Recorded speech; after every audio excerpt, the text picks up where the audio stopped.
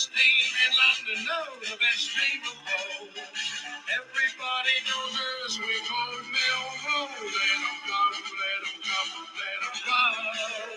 Let them all come down to the den. It's Saturday, Campbell Lane, we've all come down to cheer. We've had our jelly deals and our glass of beer. Come rain or shine all the time, our families will bring. And as the Lions run on the pitch, everyone will sing. Let them come, let them come, let them come. Let them all come down to the den. Let them come, let them come, let them come. We'll only have to beat them again. It's the best team in London, no, the best team of all. Everybody knows us, we call Millwall. Let them come, let them come, let them come. Let them all come down to the den. It's Saturday, Campbell Lane, we've all come down to cheer. We've had our jelly deals and our glass of beer. Come rain or shine all the time, our families will bring. And as the Lions run on the pitch, everyone will sing. Let them come, let them come, let them come. Let them all come down to the den. Let them come, let them come, let them come. We'll only have to beat them again. It's the best team in London, no, the best team of all. Everybody knows us, we call Millwall. Let them come, let them come, let them come. Let them all come down to the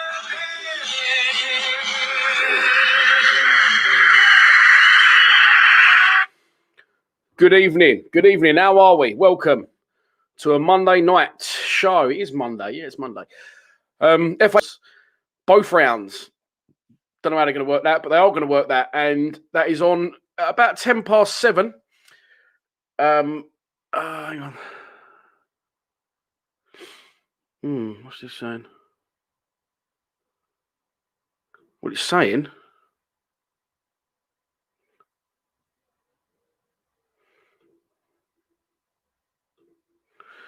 It's saying I'm still live. I don't know what happened there. Something popped up on the screen. So, sorry about that. I don't know why. Something popped up on the screen and said, we can't stream to YouTube at the minute, but it says that I am still streaming. So, yeah, let me know if I'm still streaming. It says I'm still streaming. The numbers are still rising. I don't know what happened then. Something pops up on my screen. I think my computer may have been infiltrated. I'm not sure. But anyway, FA Cup live, 4th and 5th round draw. All good. Thank you, Stephen. Good evening. Yeah, and then after that, of course, we had Benjamin Bloom on last week. We did a few of these at the Den in an executive box, and we called it the Den Debate, and we had a chat, me and a few of the boys from Lions TV, and they've been on me to get back on the show. I can't believe we want to be doing a bit more. So tonight we're going to start. We got Lee Chitty on, the Chipmaster General, Joe O'Mara, and Danny, the bearded lady Curtis, is on tonight as well. So we're going to do it one a week, talk Millwall, and hopefully get these as a regular thing if you like them. And they'll also go out as podcasts as well. So, yeah, all good. Good evening. Thank you. Welcome. So I'm saying thank you for everyone saying hello and Dan, how are you? I'm very good, thank you. Very good. Monday today, starting tomorrow. I think it's the first of 6 games in 18 days. Look at these fixtures. I will show you now, but we'll be discussing this later. Bournemouth away, Forest away, Huddersfield away, Norwich at home, Watford at home, and then that bottom one there is Cardiff away. Our next 6 league games. There is no easy games in this division, but now you can see why I was blowing a gasket when we lost at home to Coventry. Good evening, Gary Draper. Kenny's dad. How are you, Gary? You know it's going to be West Ham or Chelsea. This is the thing. We're not going to be going to any games at all, I don't think, this season. So it would be very Millwall, wouldn't it, to get West Ham, but we can't go. So I don't really. If we could go, it would probably be this one, Plymouth away, as Sparky says. Who do you think we're going to get? I was considering doing a giveaway today, but I might let that slide till tomorrow to give away, because if you try and do a giveaway on something like this, it's very you're gonna have loads of people saying, "Yeah, I said that team." So I might do just a little giveaway, only a little one. I bought these the other day, so I've been buying bits. As I say, as I keep banging on about, I'm sure I've told you a million times. My house is waiting to be decorated, my new house, but I can't do anything at the minute. So I've been buying bits. I've got them shirts. They're all going to be framed. I'm going to have a whole wall, top to bottom. It's going to be Millwall memorabilia. I've got loads of old photos and stuff I've been buying off eBay. So the other day I bought these, and I thought I was actually buying a poster with loads of Millwall stickers attached. I actually just bought 100 Millwall stickers, all different types of Millwall stickers. Look, Millwall stickers. So you get 100 in a pack. It costs $12.99. Now I thought, okay, well, I didn't get a poster. What I thought might be really cool to do is what might be really good. Just make sure nothing is offensive on these before I stick them on the screen. Just loads of different types, loads and loads. And I thought, you know what? If I painted the wall white and then covered the entire wall, top to bottom in these, and then mounted the frames on, I thought that'd be quite cool. But what I'm going to do is I might give them away tomorrow, a pack of them 100 cards. You can buy them, by the way, on eBay. If you just put Millwall stickers on eBay, you get 100 random stickers. Is that quite expensive? 12 quid? That is what it is. I might give them away tomorrow. But anyway, I'm just babbling on to myself here. Sorry.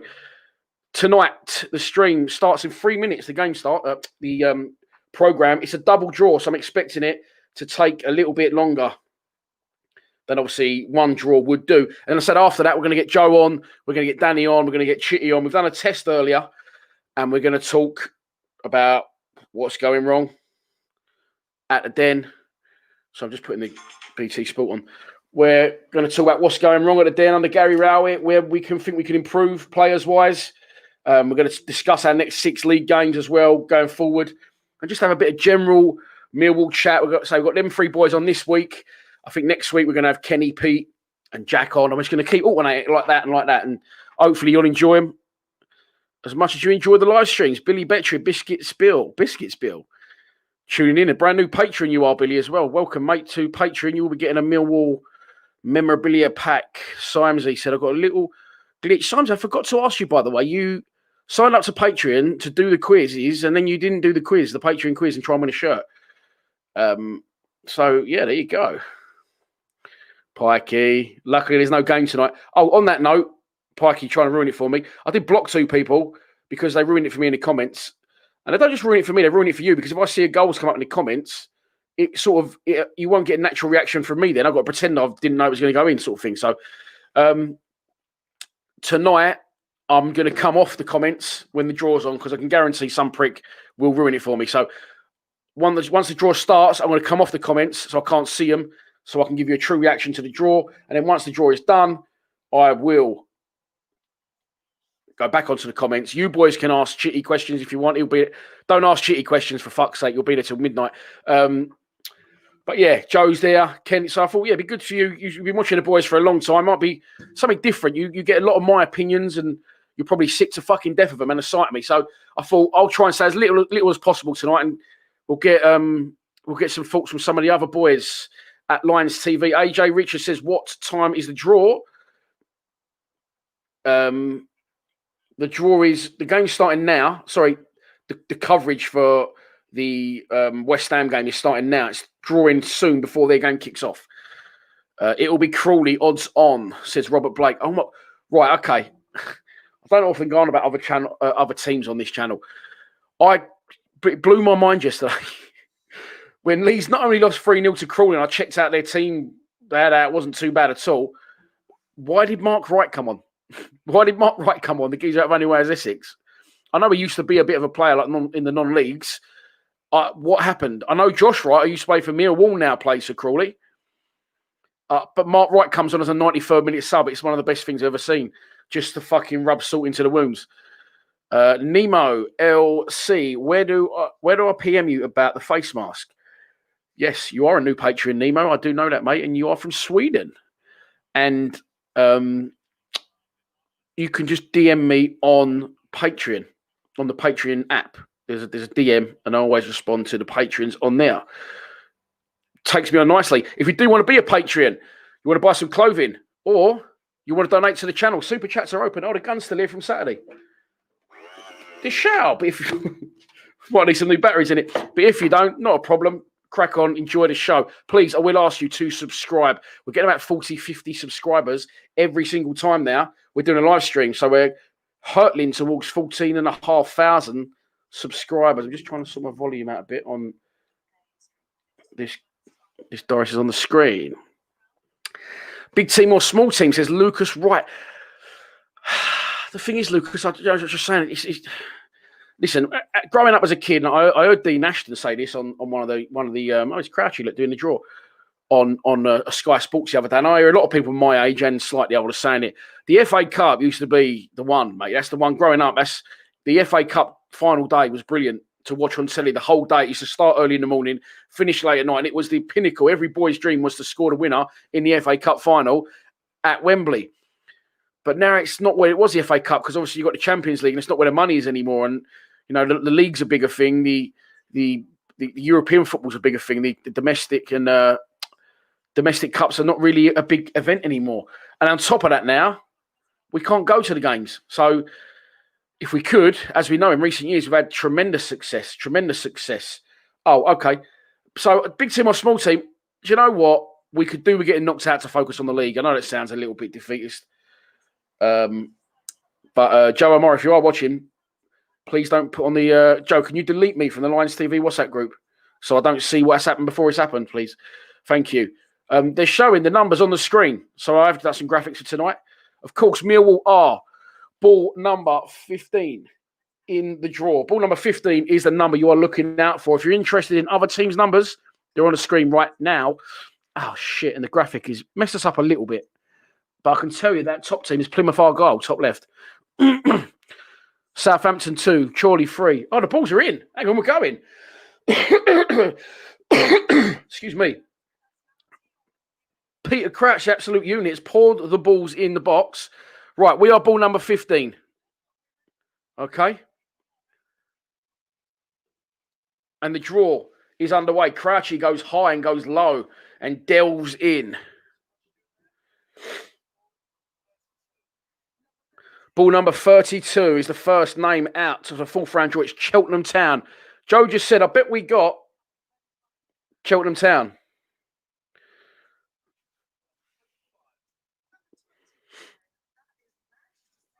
Cheltenham Town will play Manchester City in the fourth round of the FA Cup. Great draw for Cheltenham. Number 7. Bournemouth. Oh, don't get Bournemouth again. We've got Bournemouth tomorrow in the league. What's the chance of getting Bournemouth now in the Cup? Number 19. I've come off the comments. You can all chat. If you've seen it already, you can chat freely in the comments because I can't see them at a minute. Number 9. Swansea City. Boyle from the Championship. Lost there early this season, 2-1, of course. We'll play number 11. Nottingham Forest, an all-championship affair in round 4. Number 8, Manchester United at home at Old Trafford. Well, yeah, I'll be deviled if I can't go. Number 23, Liverpool. Man United v Liverpool in the fourth round at Old Trafford. Oh, I keep one off again there. Should be back on. Southampton or Shrewsbury is the next name out of the hat. One of those sides will be at home to Arsenal. A lot of big teams gone. I think only Leicester left. Everton, Chelsea, Spurs. Still a few good teams left. Barnsley, fucking hellfire. Let's don't want to get Barnsley, no. And we haven't got Barnsley. Barnsley will be at home to Norwich City, the current leaders of the Championship. Chorley, they love to sing Adele songs, and they beat Derby, didn't they, by a couple of goals to nil? Chorley will be at home to Wolverhampton Wanderers. Great draw for Chorley, home to Premier League Wolves in round 4. Number 15, Millwall. We are at home Give us 27. Bristol City.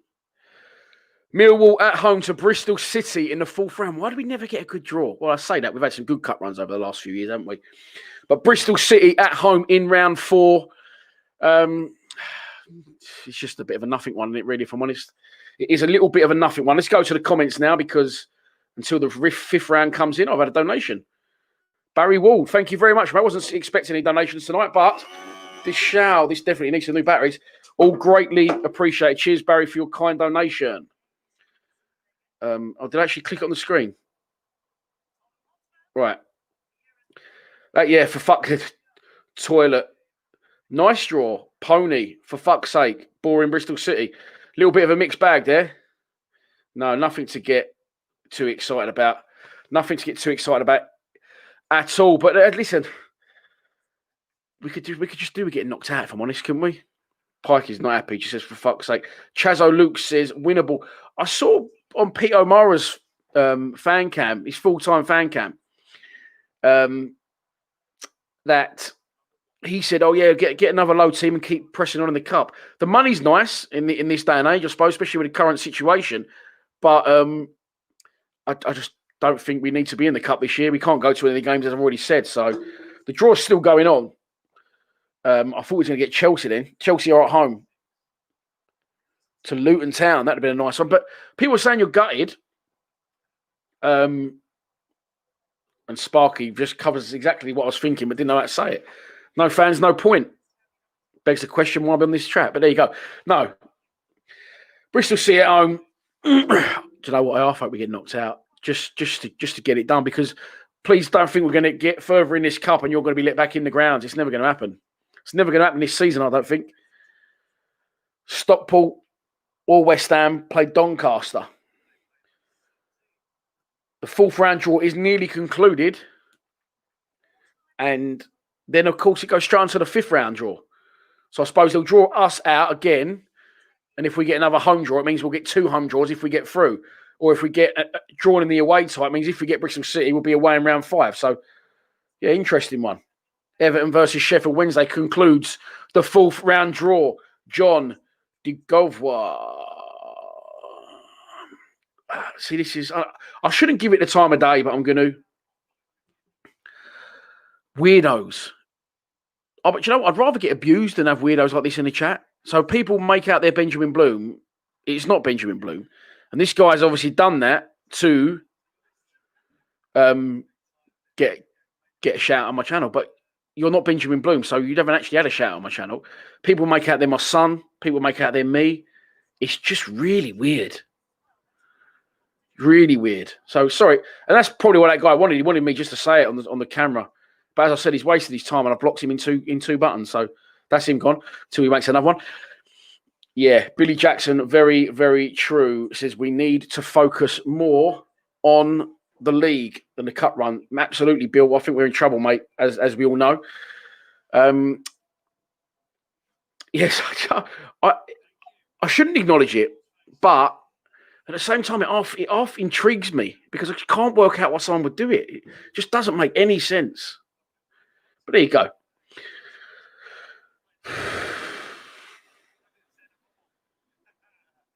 Bristol City at home. Someone's asking McKelvey Media. Why can't I never say your name, mate? McKelvey Media says, was picking the missus up from work. Who do we get? We got Bristol City at home. The rain is lashing down at Stockport.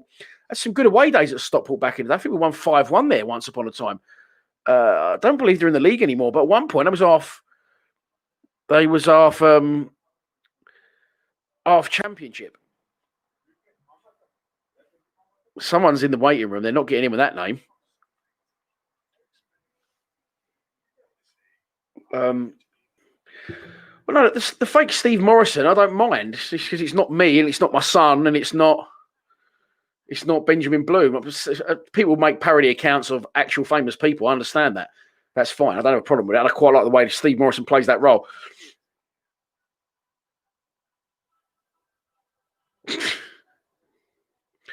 Tony Norris. This is the thing, Tony. You should be lucky. God, Peter Crouch is getting some serious airtime, by the way. He's just He's just done the draw, and now it's cut to a Peter Crouch advert on TV. He must be absolutely cleaning up the boy. Fair play to him. Good character. Be lucky if this season finishes, Tone. I agree, mate. I agree. Some Wally on our group chat sent something earlier saying that football was cancelled again effectively, but that was from last season. They tried to get us out this morning, which did get me very worried.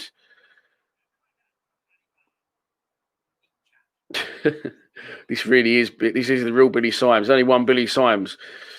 I bet your missus says, thank fuck there's only one Billy Symes as well. Are we still... I don't know how it's going to work, Chaz, to be honest. I don't know how it's going to work. I know I'm fucking hot. Radiator's off. Still hot in here, though. Kieran. I don't know who that was. Try to get on the group, on the chat. By the way, for the Lions TV boys who are trying to get in, put in weird names and photos, they're going to get you in this chat. Who are going to be joining in a minute, of course. Soon. Simon Patterson. Absolute legend. Thank you for your donation, Simon. It's livened up a bit now, the gun. This show, that one's for you. This one's also for you, mate, because I know you like a drop of red. And I'm having a little go tonight. Just a little go. Just a little go. I walked 10 miles yesterday from my house to the O2 Arena. So I live overlooking the Thames. 10 miles to the O2. I couldn't walk today, so giving myself a little bit of wine.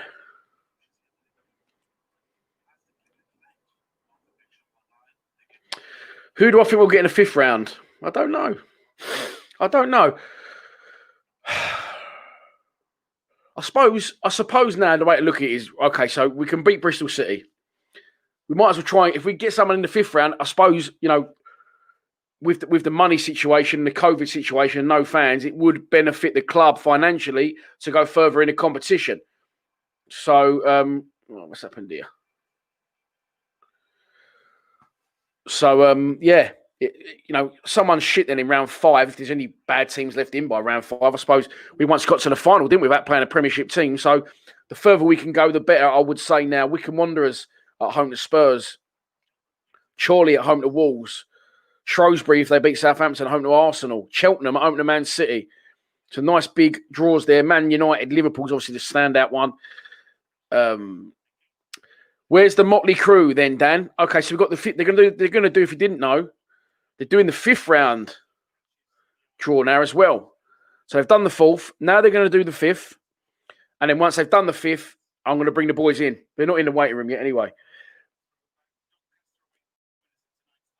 But I don't know when the fifth round is. When are they going to do that then? Are they going to do this later? Are they going to do it before the game starts? I thought they was going to do it now, before the game starts.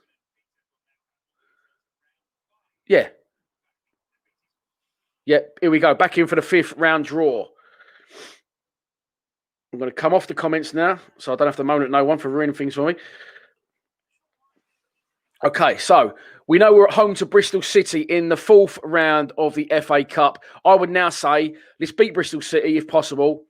And if we do, which I don't really mind if we do or we don't, but if we do, let's get another winnable one in round 5, which will obviously then put us in the quarterfinal to the FA Cup and will be good money for the club.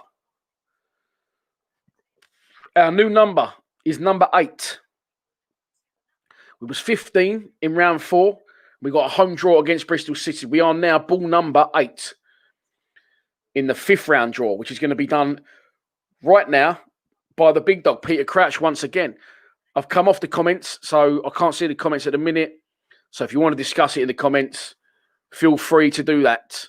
Doesn't matter to me. I can't see it at the minute.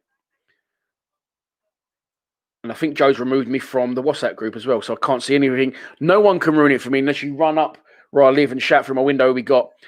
So we're ball number 8 now. The first ball out in the fifth round draw is ball number 11. I'm still in the group chat. It's Fulham or Burnley. Fulham or Burnley will play Bournemouth or Crawley in round 5. Number 4 is Man United or Liverpool. We'll play number 14. Man United or Liverpool will play Stockport, West Ham or Doncaster. Fucking hell. 5 teams in that match. Stockport. Some boys, please don't put it on the Lions TV WhatsApp group because I can still see stuff going on there. I don't want to see it. Sheffield United or Plymouth. Millwall. Right. Okay. So 5th round draw. We're at home to Bristol City in round 4. If we beat Bristol City in round 4, in round 5, we will play the winners of the Sheffield United versus... Here we go. Wank draws, says Shane. Wank. Sheffield United or Plymouth, which probably means they knocked us out last year, I think, didn't they, in round 5? Sheffield United. Crouchy, you mug, someone said. So there you go. Pretty uninspiring draw. We did have the luck of the draws, didn't we? That year we had a really good run. We had lots of Premier League teams, although not massive Premier League teams. We did end up beating Leicester at home and then away to Spurs. So that was a good one. But for the last couple of years now, nothing really to write home about. Yeah, there you go. That concludes the draw. A little bit uninspiring. Chris Fackham says we could go far. Well, I would think Sheffield United are going to beat Plymouth. Stranger things have happened. But if we beat Bristol City to go away and win at Sheffield United, I can't see that. Although they're currently struggling, they're in the Premier League, I know. But I'm not sure. Joe O'Mara is in the waiting room. Good evening, Joe. He's in the waiting room there. Look at him. He's like, he can't wait to get on. He's doing sit-ups and everything. So Joe's in this, in the waiting room. We can see him laughing. We'll just wait for Chitty and we will wait. I see. Let's bring Joe in now. Fuck it. I'm on. Here he is. Well, hey. You're live, mate. You're live. What's happening? Oh, what a load of rubbish that draw is, isn't it? We might as well have just played the reserve Saturday and just, what a waste of time. I know. It's no good, mate, especially if we can't go to games. You'd take it if you can go to games and get a bit of atmosphere, but this season with the FA Cup, I'm just not that bothered. Obviously, it's good we obviously still want to go a bit far, get a bit of money in, but yeah, just need to concentrate on the league at the minute. That's the only positive. The only good thing I can think to take from the cup this year is money. Yeah, it's money. No one's got any. We need as much as we can get. I don't actually know. I think it's like 60 grand to go through or something. But obviously, the further you go. I love the FA Cup draw, and I'm just always looking out for a big away day. And it's just this time, it just feels, what's the point if you can't go? Imagine we got like a proper big team now. You think like I'll be a bit fuming, to be honest, but I'm still fuming with that anyway. I know. That's the thing. Like, it's just shit, mate. It's just shit. You do these live streams. Sorry, Chitty's messaging me on the WhatsApp group saying, "Do I jump on now?" Obviously, I'm live, so I can't really tell him. Yes, Brains. Get some words in now while you can, Joe, because Chitty's coming on shortly. Joe's got a little bit of a setup there as well in the background of the shirts, like that. I've only put them up just for this. I know, that's not right, we're going to talk tonight. Yeah, Danny's in. Let's get Danny in. Hello, mate. You all right? Backdrops galore tonight. He's done his barnet and everything. How are you, What's mate? that? So you've done your barnet and everything. Everyone's gone for a backdrop and everything. We're having a right go. Can you hear me? We in? Dan? I know. Danny's frozen. I just thought he didn't think what Sam was funny. Danny is frozen. Oh, Dan, check your Wi-Fi. Yes, it's tonight, Joe. We're going to talk about obviously Harris. What's going wrong under Harris? Harris. 2017 again. What's going on under Rowett? Who we can get in potentially?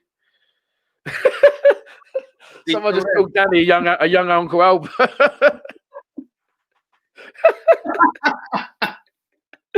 Chitty's in. Right, I don't know what's happening to Danny. I'm gonna remove Danny for a minute because his stream's gone wonky. And there's the Chipmeister General. Here he is. Can't hear it. You're on, mate? So scrambled. Oh my god.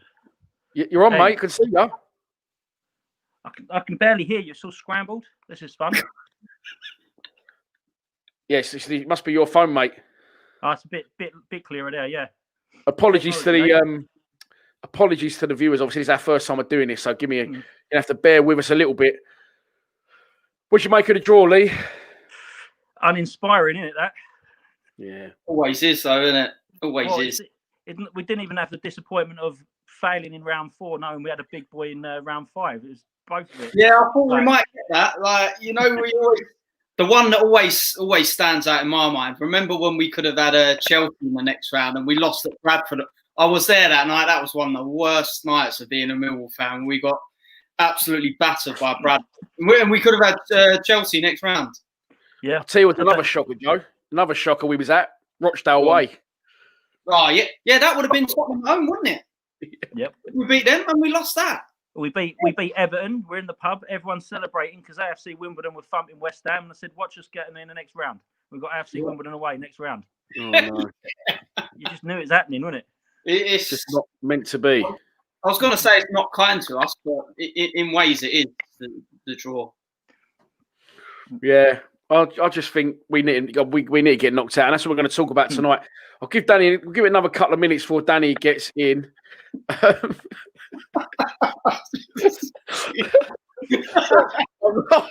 of the comments, Danny just got called a young Uncle Albert. There's someone else is saying he looks like someone out of Sons of Anarchy or something. No, Opal from Sons of Anarchy. Who's he? Oh, Opie. Yeah, he's the guy that died in prison, wasn't he? He sacrificed himself. Jackson's best mate. I've seen it. Right, Danny's back. Let's try and get Danny back in. And then we can crack on. He's back in. You're in, Dan. How are you, mate? Yeah, I'm good, mate. You? Yeah, you froze on us there. Yeah, I don't know. The internet kicked me out for some reason. It's not normally all right. She sits on it all day, but I've tried to use it and it's completely it booted me straight out. Oh, did it? You got called just as you froze. You got called a young Uncle Albert.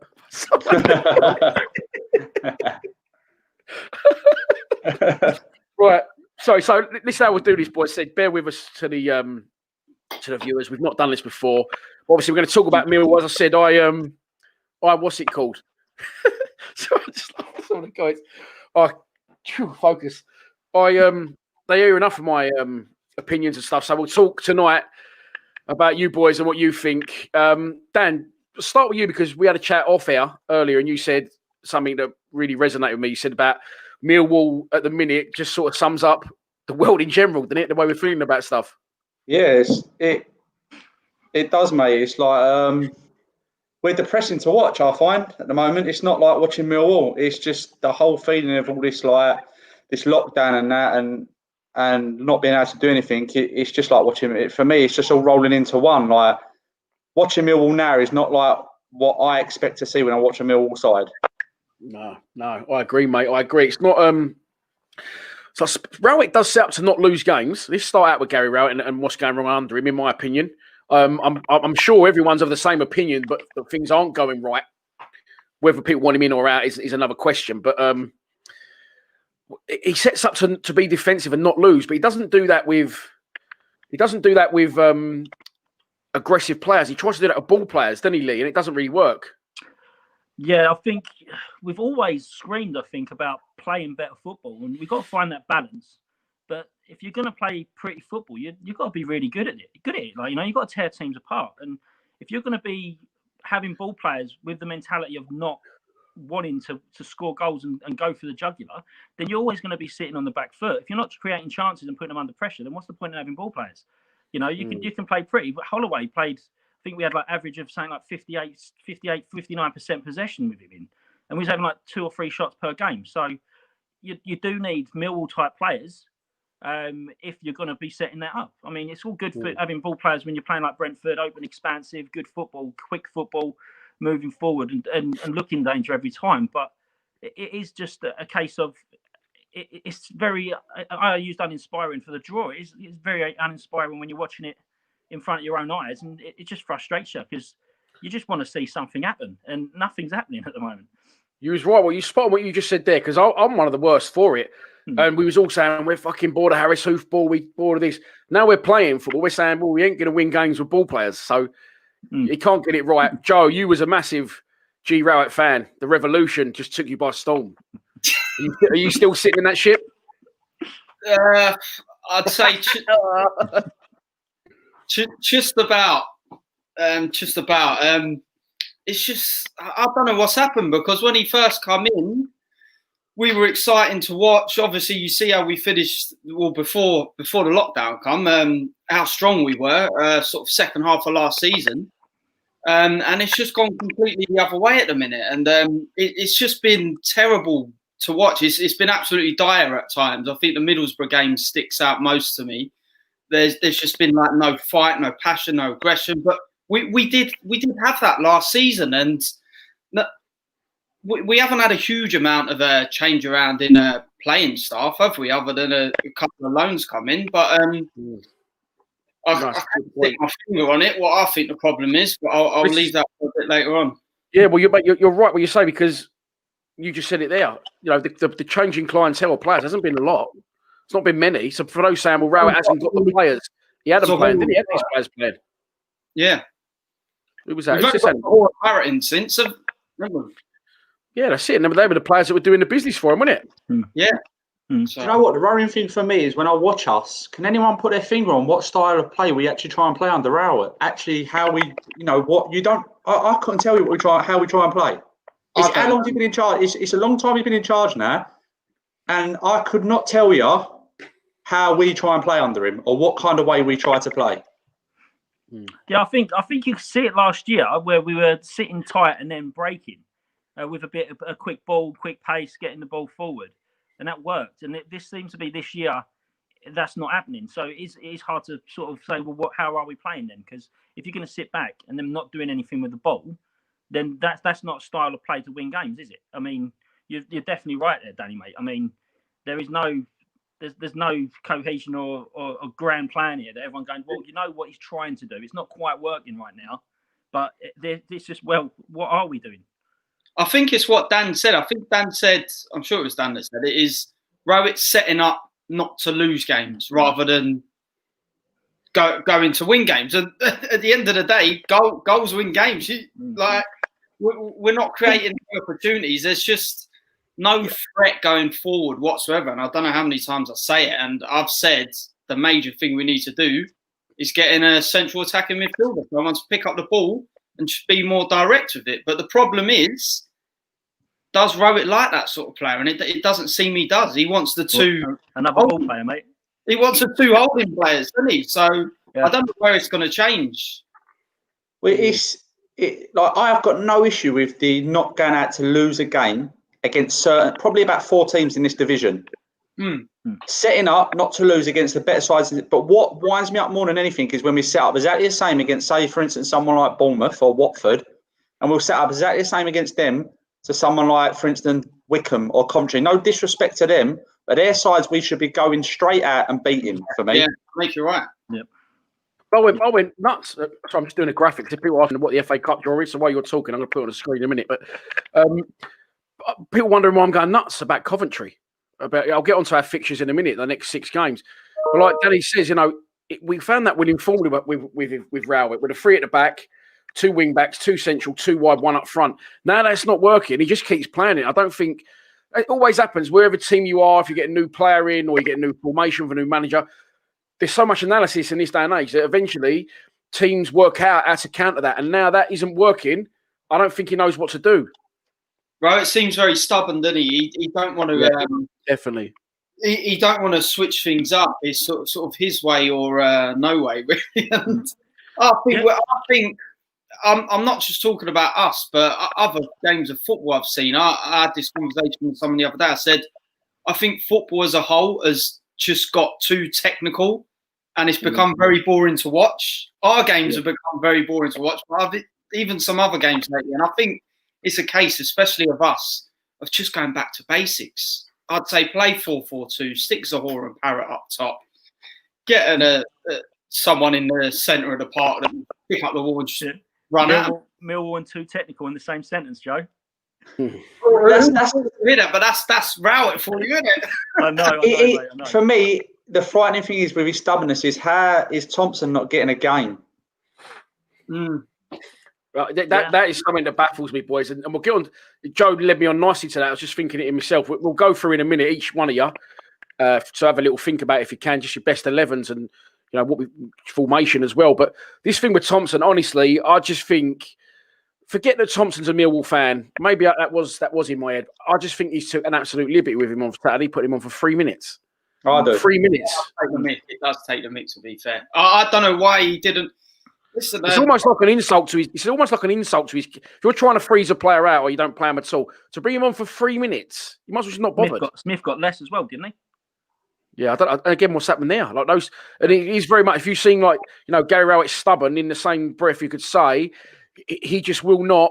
If he's made his mind up on something, he won't change it. That's why Woods plays every fucking week. Bennett plays if fit, and these players that were doing the business for us. And make no mistake, I can just discuss this one with Ben Thompson, but it frustrates me when people say Ben Thompson isn't he isn't good enough for the Championship. I will ask people what they're basing that on, because he wasn't. He went away to Pompey.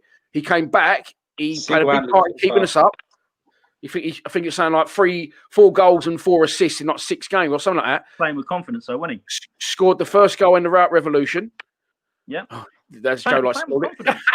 He's playing with confidence. I think his best position when we had Gregory up front doing all the donkey work, and he was sitting in that 10. I don't think he's technical enough to play it out and out 10 like you've seen, like Ben Rama and Pereira, like for West Brom and whatnot. But what he does when we break, he seems to be able to go down either channel, left or right. I don't think any of the midfielders have been able to pick him up, and he's looked dangerous. The 2 goals he scored against Birmingham was where he ran off the midfield.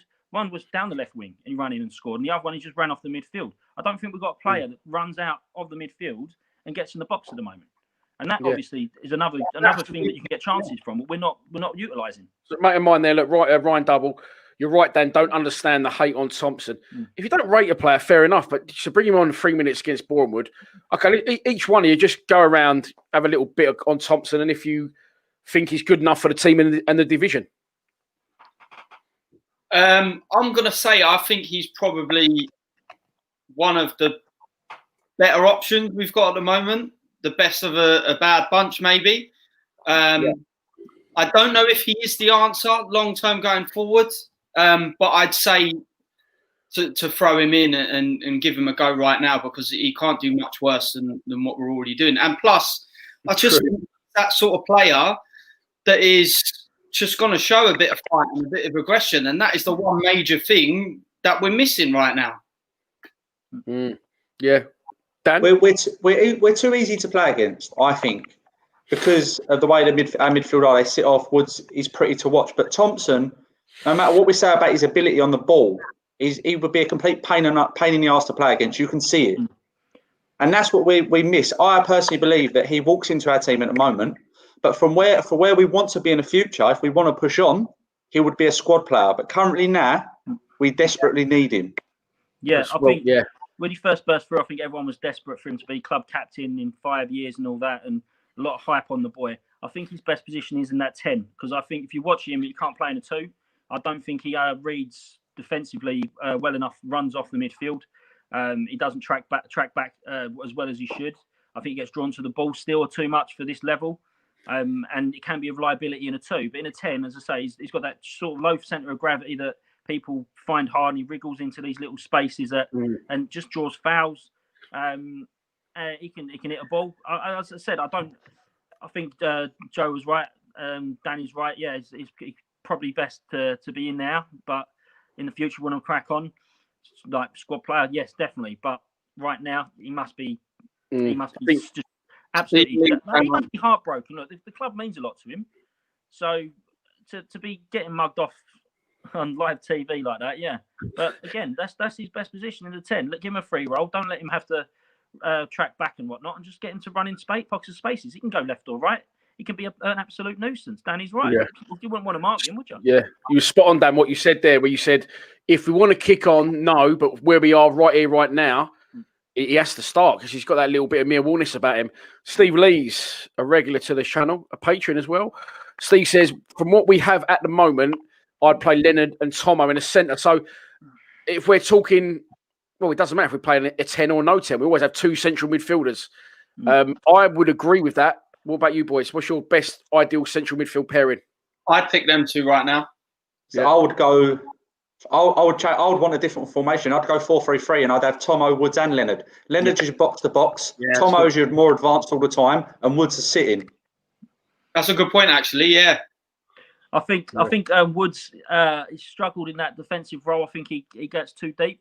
I think he was a bit better move forward, but at this moment, we haven't. I think Willow's unfortunately lost his legs. And if you want to say, well, he needs to get games, unfortunately, they're coming too thick and fast to give him too many games.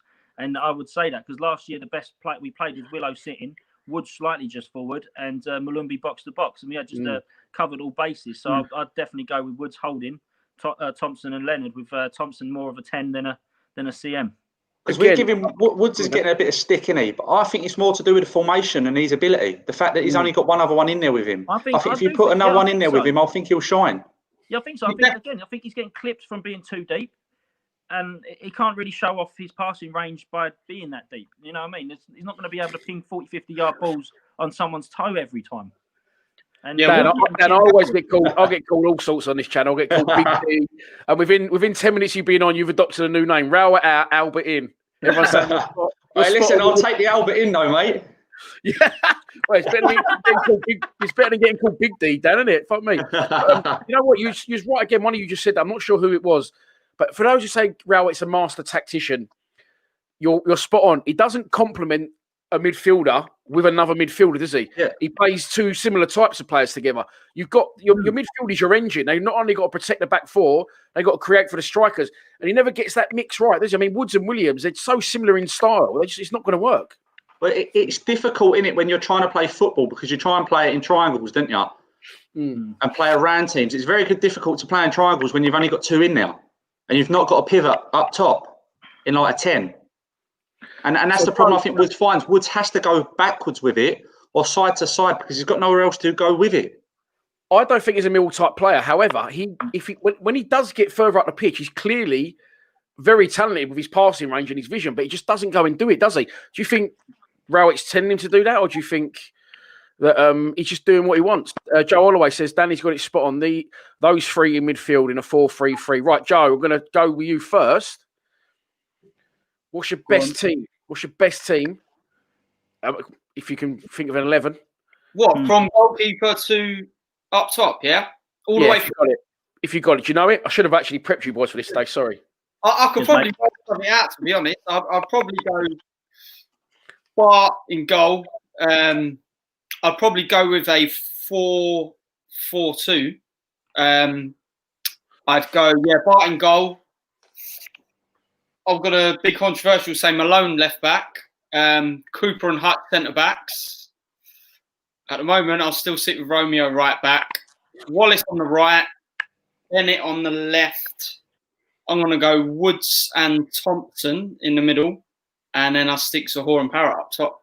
That is what I would go for right now. I think we should start thinking, because before we say, we ain't going to play 4-4-2, so there's no point discussing it. But I think it's healthy to discuss it. And I think that I've been guilty of this as well. Like, well, he's going to play this, and that's what we should play. He definitely needs to get away from the formation he's playing. It isn't working, the three at the back anymore. We've been found out. Dan, what about you? I'd obviously go 4-3-3. Bart in goal. Romeo to stay at right back for now, but McNamara to start pushing him. Hutch and Cooper in centre. Murray Wallace at left back for me. And then the three in the middle, Woods in a deeper line role, with Leonard as your box to box and Thompson as your further forward. And then on the left, probably go Bennett, Zohore up top, and Jed on the right. So what the last two you said there? Jed on the right, Zohore up top, and Bennett on the left. But obviously, when Conor Mahoney's fit, I'd probably go for him over Bennett. If you've got Zohore up there, the big man, and you've got the delivery of Conor Mahoney, I'd probably go with that if when he becomes fully fit. Lee? Well, I think no surprises. I'll move away from the 7 at the back we've been playing lately. We'll go big man in goal, but you're not going to get better than that in any league, I think, at the moment. Romeo right back. I think he gets too much. He's another one who gets a lot of criticism when I think sometimes he plays really well. He can frustrate. Hutch and Cooper, standard. Hutch is our skipper. Murray Wallace left back. I would go Leonard and Woods in the middle. Jed right wing. Mahoney left wing. And then I would go Zohore up front with either Thompson or Bradshaw in behind him. I think Bradshaw, again, he offers a lot with the defensive side. And I've said it in my videos before. He stops the other team getting the ball easily out the back, and he did it. He's tenacious. He's tenacious and lively, isn't he? I will say that for him. Yeah, he's not similar to Thompson as a player, because obviously primarily Thompson's a midfielder, Bradshaw's a striker, but he's very busy. He's very energetic. He's smart, he around the pitch. Watch his positioning. Watch his positioning. He's always in that area where they can't play to their holding midfielder, and I'm a big advocate of that. And it stops them playing out easy from the back. And he always knows where to be off the ball, and he's just about quick enough to get back up and support. And if you've got Mahoney whipping balls in, Zorho's going to be a handful. And then, Bradshaw or Thompson, whoever's in there, can sort of tidy up if anything falls down. So that's how I go. Nice. Right, boys. Sorry, just quickly. Colin Moon, Dishal, thanks for your donation, mate. There's one. I feel quite stupid doing the Dishal gun in front of the boys, but there you go. It is what it is. There's been another donation. Tony Norris, thank you very much, mate, for your donation. Right. This is something I want to talk about as well, because we seem to say our problems, and they are primarily going forward and scoring goals. And we say, do you know what, we're lucky. We always keep so many clean sheets because, we got Bart in goal and we've got a solid back three, and that's what's helping us out. But lately, it's gone a little bit tits up in it at the back. We're conceding goals. In my opinion, Cooper and Hutch both looking shaky. What do you think is going wrong at the back? You think that little break we've sort of had over us, like we use the term break loosely, where COVID ripped through the squad, do you think that has sort of resulted in us having a bit of a lack of match fitness? We look a bit off the pace, not as well, I'd say, Rowett said that someone had to play with just got over COVID, but I would say before that, because we lost 3-0 out of Huddersfield, we shipped 3 in 20 minutes at Middlesbrough. It seems to coincide with that. You remember that international break when they had 3 England games instead of 2, and it was like a 2 or a 3 week break, and everyone was talking about how we had the best defence in Europe, top Europe 5 leagues, and then everyone was plastering about how there was a brick wall, blah blah blah, and then we lost 3-0 to Huddersfield. Yeah, but if you go back and watch games, I don't think we were good at the back, but we got a lot of help from Bart. Yeah. And I think it's more so the fact that we've started conceding more now from the chances that are being created against us than the fact that it was the back 4 or 5 that was stopping us from conceding. I don't think he does get a lot of credit, Bart, but he should get even more than what he already gets. When we were going, even when we were going well and we were pushing up the league and nicking games 1-0, if you look back at the chances other teams were creating against us, there were probably more and better chances than we were scoring. It was just the fact that he was keeping us in games. Yeah, good point to be fair. Some games, yeah, not all, but some games, yeah. I don't know where it's really gone wrong, but we just look a bit. We usually rely on the likes of Cooper and Hutch. They're usually solid, but last few games, it's just making a few mistakes. It's just a lack of concentration sometimes. Listen, I know we've just had the break, but they've played a lot of games. That's exactly what I was going to say, Joe. Do you think it's the sheer amount of volume of games and pressure that Hutchinson and Cooper have to accept on their shoulders? Because Pearce does play, but Pearce is aging. I think that Cooper and Hutchinson know how heavily they're relied on. And I mean, Cooper was something before he got he's dislocated his shoulder, which, by the way, in the next game he tried to play and the club wouldn't let him play, and he was fuming because he wanted to keep his run going. He played something like 146 games straight. Do you think it's just the sheer amount of games they're playing that's starting to take its toll? It could be. It could be a mixture of things, but I definitely think that could play a part. Like, obviously, with everything that's gone on, we've been having last couple of months sort of 2 games a week, and it's just always them two, and they don't really listen. I know they're professional footballers and that, but we do rely heavily on them two to play pretty much every game. Well, they're professionals, Joe. They're humans as well, and I think confidence has been shattered somewhere. And they're making silly mistakes. You say, what are they doing? Like the game goal against Nottingham Forest, just one long ball up front, and you think you're too good to be beaten by that. Something so simple, just a massive punt upfield, and confidence can take it out of you, especially when they've been concentrating and mentally just been so switched on for like 100 games in a row. Yeah, and it is easy to sort of switch off. You're spot on as well what you said there. Like, we're talking a bit. We sometimes talk about footballers like it's a computer game. They are humans as well. You don't know whether they've been ill or whether they're not feeling right mentally or what's going on at home. Do you know what I mean? But a lot of people saying it in the comments, and I think we can all see it. Like, Cooper needs a rest. You know what's going wrong. They look out of sorts. Hutchinson's passing's a little bit off. Is a good point from Steve Lees again. He said, if you're constantly defending for 90 minutes, something is going to give. So there is we do like to play on the break. We are putting them, in another team. Cooper, Hutchinson, and Bart. They're not going to be under as much pressure as they are playing for us, are they? Getting back to, obviously, we're saying about Hutch playing a lot of games. Was it not the perfect chance to give him a rest at the weekend? Exactly. Yep. And bring Hayden Muller in? Yeah. Yep. Muller and Pearson should have gone with Saturday. Yeah. But playing three at the back against Boreham Wood. Three at the back. Three at the back against them, mate. But yeah, why do you think he went with the team he did the weekend? Because I think he was shitting himself. He looked when we scored that second goal, he looked very relieved, Rowett. Pressure. Yeah. Now, imagine if they scored a goal within 10 minutes. If we'd gone 4-4-2. I'm not feeling the pressure, Joe. I'm not sure who it was that said it, but someone mentioned it on the chat the other day. It might have been Lee said, where obviously we've been off for a couple of weeks. Maybe he wanted them players to get a bit of a sharpness, match fitness, and rather than just throw them all straight in against Bournemouth after a couple of weeks off, give some of these players 90 minutes. That's the only sort of thing I could think. I don't think he's worrying about Boreham Wood, in all honesty. Mate, I don't think of that. I think that's probably the best explanation, really. Kind of like treated it like a friendly type thing, a pre-season friendly type. But then at the same side of that, you could give game time to someone like Ferguson, who's not really had minutes in his legs. Of course, we don't know how much they've been able to train and coach themselves. Again, see, like you're saying, what you're saying is right there, Lee. You don't know. You're right. We said a minute ago, they're all humans, and also we don't know. We only see what we see on a Saturday. We don't know what's going on in training. If someone's got a little knock, if someone's got still. I think you got it right in the majority. I mean, I love George Alexander. Of course, we all know about him. His dad played for the club. He scored goals at every level. But I didn't even consider him in my options because I wanted Zahor and Parrott to both play on Saturday and get some fucking goals and get some confidence. Danny mentioned Tyler Berry. Hayden Muller, sorry. The Rolls Royce that he is, a great player, Hayden Muller. I watch a lot of him for the 23s. And Colin says, we need to bring through some more of the under 23s. But I think at the minute we're bringing through as many as we have in a long time. What do you make of this little new influx of Hayden Muller and Tyler Berry? Billy Mitchell, of course, is already an established football player, but injured at the minute.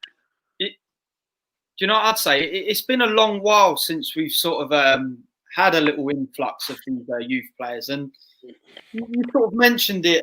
We don't really know what's going on behind the scenes. It's all right for us to say, let's get the youth involved. They're doing this, they're doing that. Let's throw them in. But at the end of the day, we're not seeing training every day. We don't know what's going on behind closed doors. So maybe all these players that we're holding in high regards, maybe the coaching staff that don't hold them in high regards. I think they're not good enough for this level. But we're all going to say, throw them in.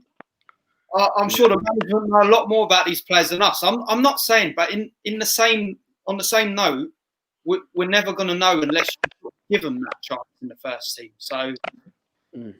Another factor, and by the way, Joe, you're spot on because, I mean, the day people lost their shit is when we was having a really bad run. I went to watch under 23s and they put 6 past Colchester. People going, get them all in, but you got to rely on the club. I used to watch the 23s a lot, and I used to see Christian and Bulu, rest in peace, of course, no longer with us, Noah Chesmain, Rooney. I used to watch these players and go, they've got to get in the first team, and now they're playing. Chesmain's playing for Maidstone in the National League. So you're right, we've got to leave it in the right sort of hands, haven't we, for bringing the players through. If you think about it, in recent years, I know one that sort of contradicts it is that Eberichi Eze, but we're usually our coaching staff's usually pretty bang on with how many players have we let go recently from the sort of academy or youth team, whatever, that have gone on to massive, bigger and better things? Fred. I think he scored the other day, didn't he? I know. This is just, I mean, look, we're factoring what's going wrong.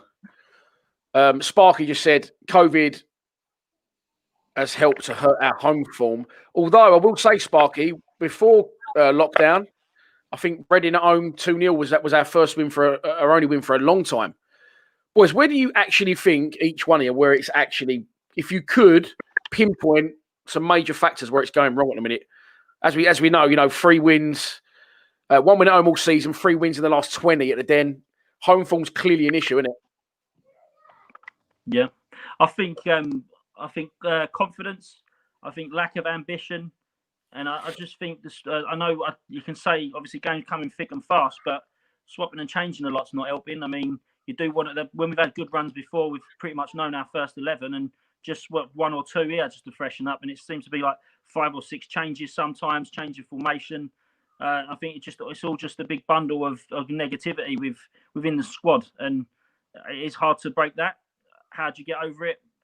Well, if I know, I'll be a manager, wouldn't I? Dan?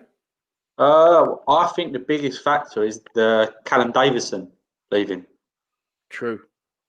He does. Since he's got his times, then he row it in that dugout. Yeah, and since obviously not just that, I think they were living together, weren't they, as well? Yeah. And obviously with COVID, not being able to travel here and everywhere, bouncing off each other on the sidelines and at home, he's lost his right hand man, isn't he? And it could play a major factor. You don't know what he was like with the players. It seems to have affected us massively since he's left. I can tell you he was held in very high regard by the players. Yeah. They really liked him as a coach. How much input did it? Yeah. And them and row it. But listen, when you factor that in as well, he has been also unlucky, isn't he? I know I want him out, and it's not all his fault, but the results speak for himself, in my opinion. Lost Callum Davison, as we said.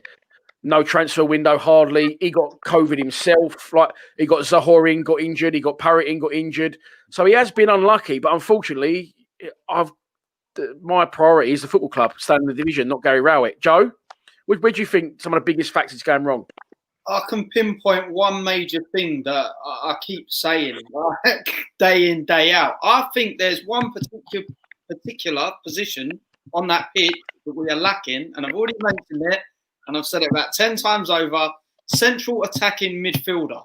The midfielders we've got at the minute, I know we've mentioned Ben Thompson could possibly play there, but the way we set up 2 holding midfielders. And I think we've struggled with this since George Savile has left the club. I honestly think we have got good players on paper.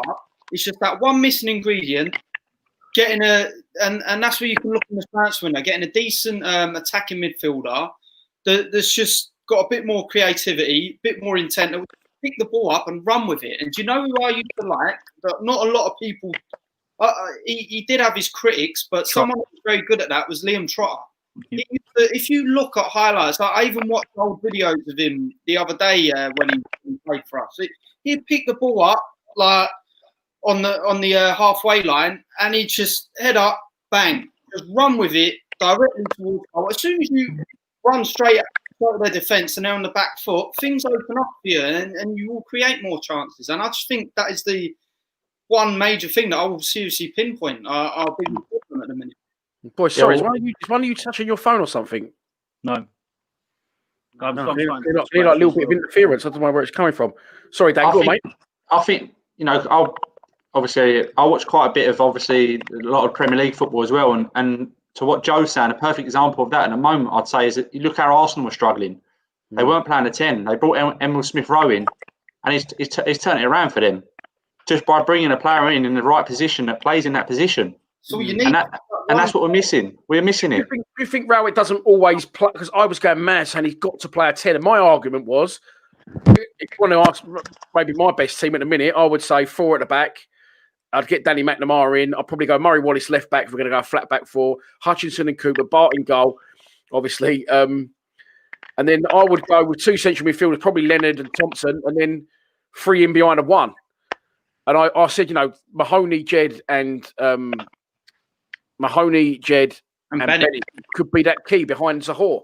But do you think he doesn't play a 10 really, Rowett, because he doesn't feel he's got that 10?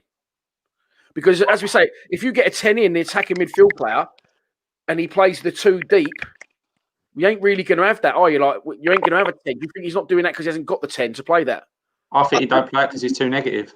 I don't think it necessarily needs to be an out-and-out 10. Just someone in that midfield that will just sort of pick the ball up and run. Like, it doesn't have to be that high up the pitch, but just someone that will show more intent, pretty much. That's an interesting one, what you said, Dan. That's very interesting, because that's what I think. He just plays that because he doesn't have that 10 because he wants to be too defensive and too negative. And this begs the question again, he sets up to not lose games. Neil Harris set up to not lose games, but Neil Harris played very compact, very aggressive, with aggressive type players. He's trying to set up to not lose games with Woods and Bennett. And again, I like Mahoney and I like Bennett. But they're a bit like they're a little bit in and out players, aren't they? They're not fucking. Yeah. You know what I mean? Have they? There's not many 10s. I don't think there's any really in the world. In world football, if you play a 10, it's going to be defensive minded, is there? No. And that's why he doesn't play one. Yeah, I think you've seen it when he's played the 3 in the midfield, and not one of them's been a 10, or not even say, look, can you just fill in that role? So it is a case of does he not trust anyone in it? He just doesn't want it. Does he just not want a 10? Because when Bradshaw's played in behind, say, Dadbod or Matt Smith, he's been more of a sort of an off striker rather than a 10. So he still gets he's not in that pocket per se. And I just think, does he not trust anyone in the squad? Or I think the negativity, he just doesn't want to play one. Well, we've talked about what's going wrong under Rowett. Now let's talk. We spoke a little bit about how we can put it right, formations wise, players we've got wise, and there's people asking in the comments, which we will move on to now. Any more news on transfers? People saying about this Campbell from Motherwell, Adam Campbell, another tenacious type. Sounds like a Ben Thompson type player to me. A big thing I want to point out as well. Another reason I think it's gone under Rowett, and again, this isn't his fault. I think we're so far away from where we need to be at the minute, and I think Rowett knows that because he keeps chopping and changing it so much that he can't find. He's giving other players a chance because he's not getting the best out of the ones he's got. So he's bringing in back Bavardson and Bradshaw. Now, we're not going to go out and buy 5-6 players in this window. We're going to get 3 in max. I think one of those 3 is Zahor. He extended his loan, hopefully. Where can we improve? Of course, I think it's not even worth asking the question, do we want to keep Zahor? Is it? I'm asking you. Surely. He's got to be the first one through the door to stay in it, Zahor. He's the most important one, the most important thing. But obviously, we need a 10. But he's at the club now. For me, that loan needs to be extended to the end of the season. What our fear is, obviously, Sam Allardyce is now at West Brom. Could he potentially want the big man back? Because we know how he likes to play. That's why I said straight away. Zahor, big Sam wanting Zahor back. Target Charlie man. Austin's gone out on loan now as well. He's gone back to QPR from West Brom. They haven't really got another. Not off the top of my head, I don't think they've got another target man on their squad. So I said straight away he'll bring him back as soon as he can. Unfortunately, I think, and it's unlike us doing it to be hoping that he will come back. I think everyone expects him to probably go back. I'd love to see him back. He's a bit of a target man that seems to be able to move a bit. Well, 2 starts, 2 goals, isn't he? It's he's the best of what we got at the moment. He's not just a good player, but you can see the other players going, yeah, all right, I want to play with you. I feel confident in knocking it into you and bouncing off it. And it just feels like quite a focal point. It's quite, for some of the younger viewers who may not remember, I think you boys definitely will. Danny and Chitty will definitely will. I'm looking because see Chit's 87. That's why I'm looking at your birthday. Stan Collymore. It's quite Stan Collymore-esque, isn't it? Yeah. The thing is with Zahor, with the formation we play, as much as we don't like it, it's what you need. It's a big man who can hold the ball up and allow the rest to get up with him. And to link the play up with a jet out on the right or whoever else got on the left, you've got to have that. And he gets the ball and runs at players. He's not just big; he's quite quick as well. And he's a type of player who just create havoc. I think Marman said he reminds me of Fash the Bash. Likes to get involved, moves a bit, big and strong, quick. I think again I've not done the Matt Smith header count, have I, for a while, but if it's not within 2 yards of Matt Smith, he's not going to get to the ball. Whereas Zahor can move 5-10 yards to win a ball. So I just want to go back to everyone saying in the comments. Some of you boys just said it as well. We need a 10. I would argue we've got a lot of players already at the club that could play in a 10. Bennett, I think his best position is a 10. Jed, I've said for years, should play central because I'd say he's wasted out wide at the minute. I'd say he's absolutely having absolutely no luck out wide. Mahoney can play on a 10, as we know. Bradshaw can play on a 10. What sort of player you think we're going to go? Because if we do go for someone to get in a 10, it's either going to be another loanee for the Premier League, or it's going to be take a chance on a lower league or foreign player, isn't it? Do you know what, Dan? I sort of half agree with what you said about we might already have a player there that could be a 10, like try Bennett or Mahoney in there. But also back to the point said we're not seeing them in training. How do we know that Rowett ain't tried that in training? True. And played Mahoney or Bennett in it, and that they're just not the sort of player that he does want in that position. And I don't know if this player. I'm not going to pretend I know lots about this player from Motherwell. I can't even remember his name. Alan Campbell. Alan Campbell. Yeah, I don't know if he could be good in that position, or I think we need to tap into some of these bigger Premiership teams and get young players in. Like we've seen loads of teams around us do it, like Gallagher last season.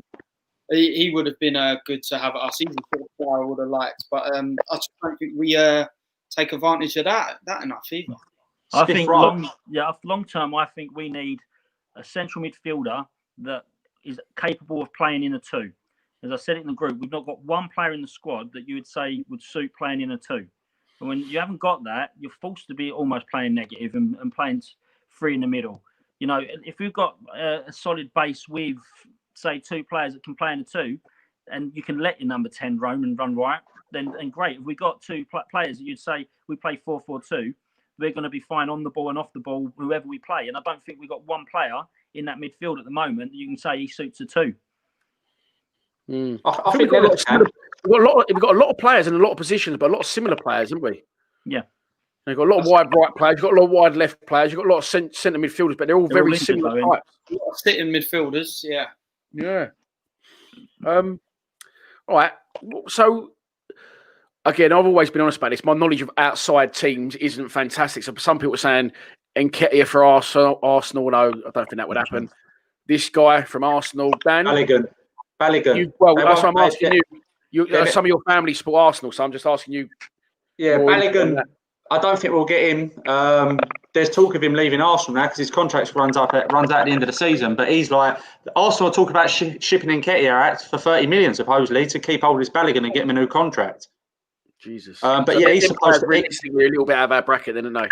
We're not going to get Nketiah, are we? Let's be honest. No. Any players that stand out for you boys that we could potentially get in realistically?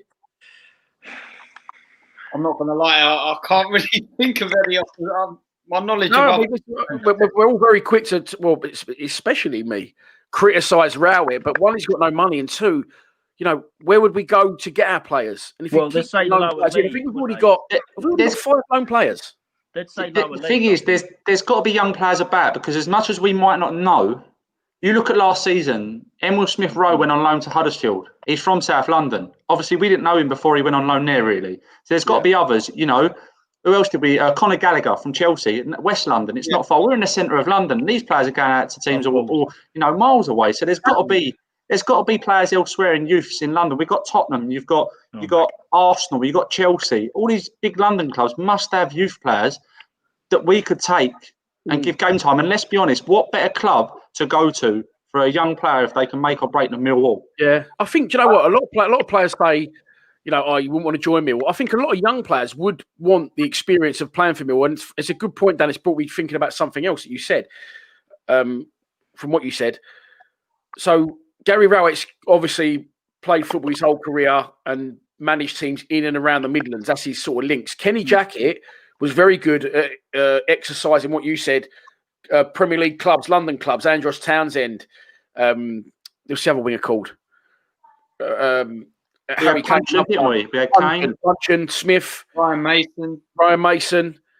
He was very good at Glenn Johnson, just before Kenny Jackett as well, obviously. But he was very good at that. Harris didn't really seem to have those sorts of ties, did he? But yeah, Rowett could be, like you say, we need to get ones from in and around London. The one that pissed me off was the Huddersfield right wing back. He's from Southwark. I know he come through the ranks at Chelsea, but a lot of players do. And Joe said earlier, a lot of players seem to slip through the radar, don't they, as well? I was going to back up Danny's point. Like, there's a lot of teams in the Premier. Joe Mason didn't do too bad. Yeah. Like even the likes of Liverpool and that have got like boys in their team like from South London and stuff. Right.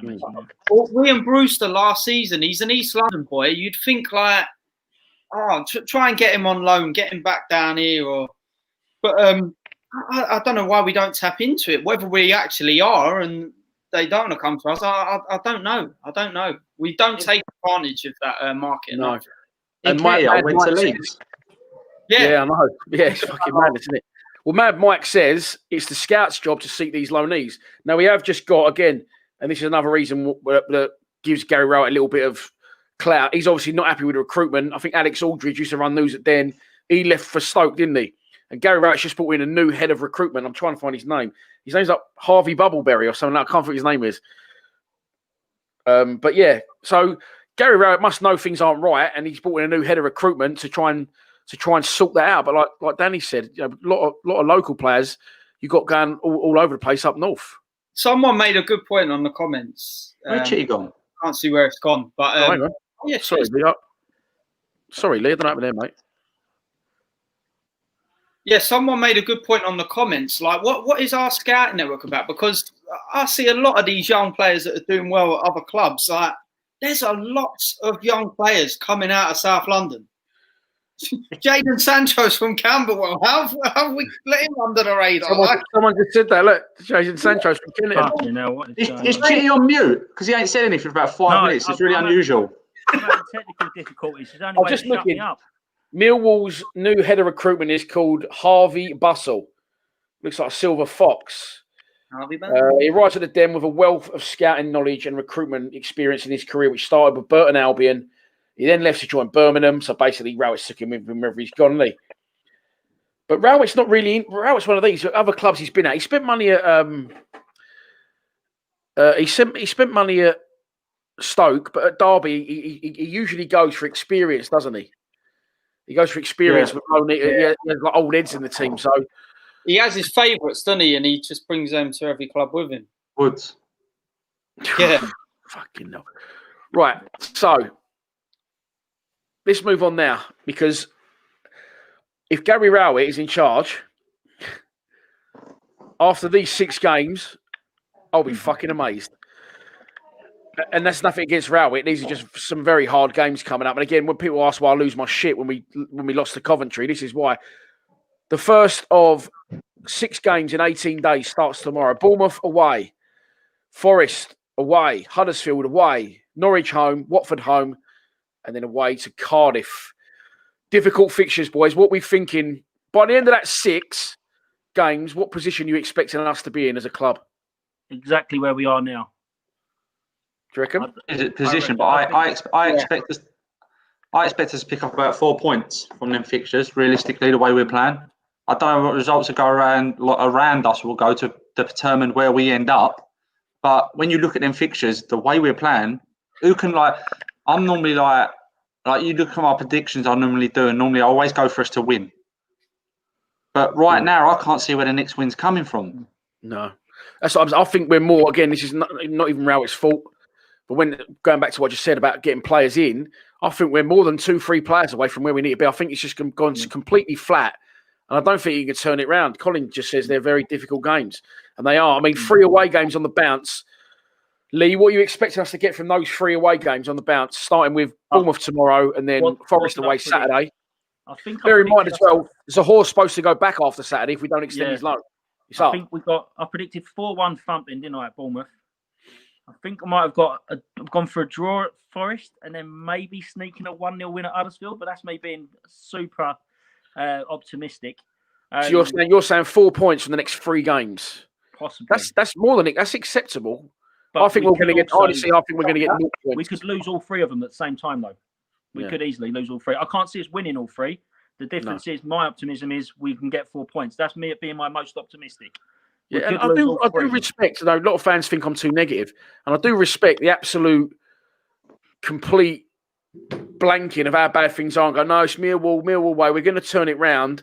I do really respect that, but I'm a bit more of a realist, and I think we're struggling. Yeah. Joe, where do you think we're going to be in a position wise after these next 6 games? Few places higher. Mm-hmm. Yeah. Yeah. I'm trying to be optimistic. Sure. Listen, I just think obviously it ain't good. It's been bad at the moment, but this spell has been so long where we've been so bad. I just keep thinking in my head, like, whether I'm being too over optimistic, that something's got to change sooner or later. Whether that means manager goes, but he's got to turn it around sooner or later. And I think I can't see us getting anything out of the Bournemouth game tomorrow night, I'll be honest. But it's the Millwall way where we seem to struggle against the lower teams, and then we'll just pull like a shock result out of the bag against the teams higher up in the league. And I know it's the Forest after in it, and I think I put us down to win that one. For some reason, I've got good memories of the City ground and the last game, weren't it? 3-0 last year, and I'm sure there's been a couple of others, but I think we'll nick a win against Forest, and then you go into the Huddersfield game. I think maybe a draw. So I sort of agree with Lee. I think we could get 4 points out of the next 3 games. Yeah. Before we move on to Danny, I just want to see that. Cancel the Bournemouth game again and give them the points, and then we'll just judge on the 2 games after that. That'll be 4 points out of 6. That's not too bad. I think a lot of it will also.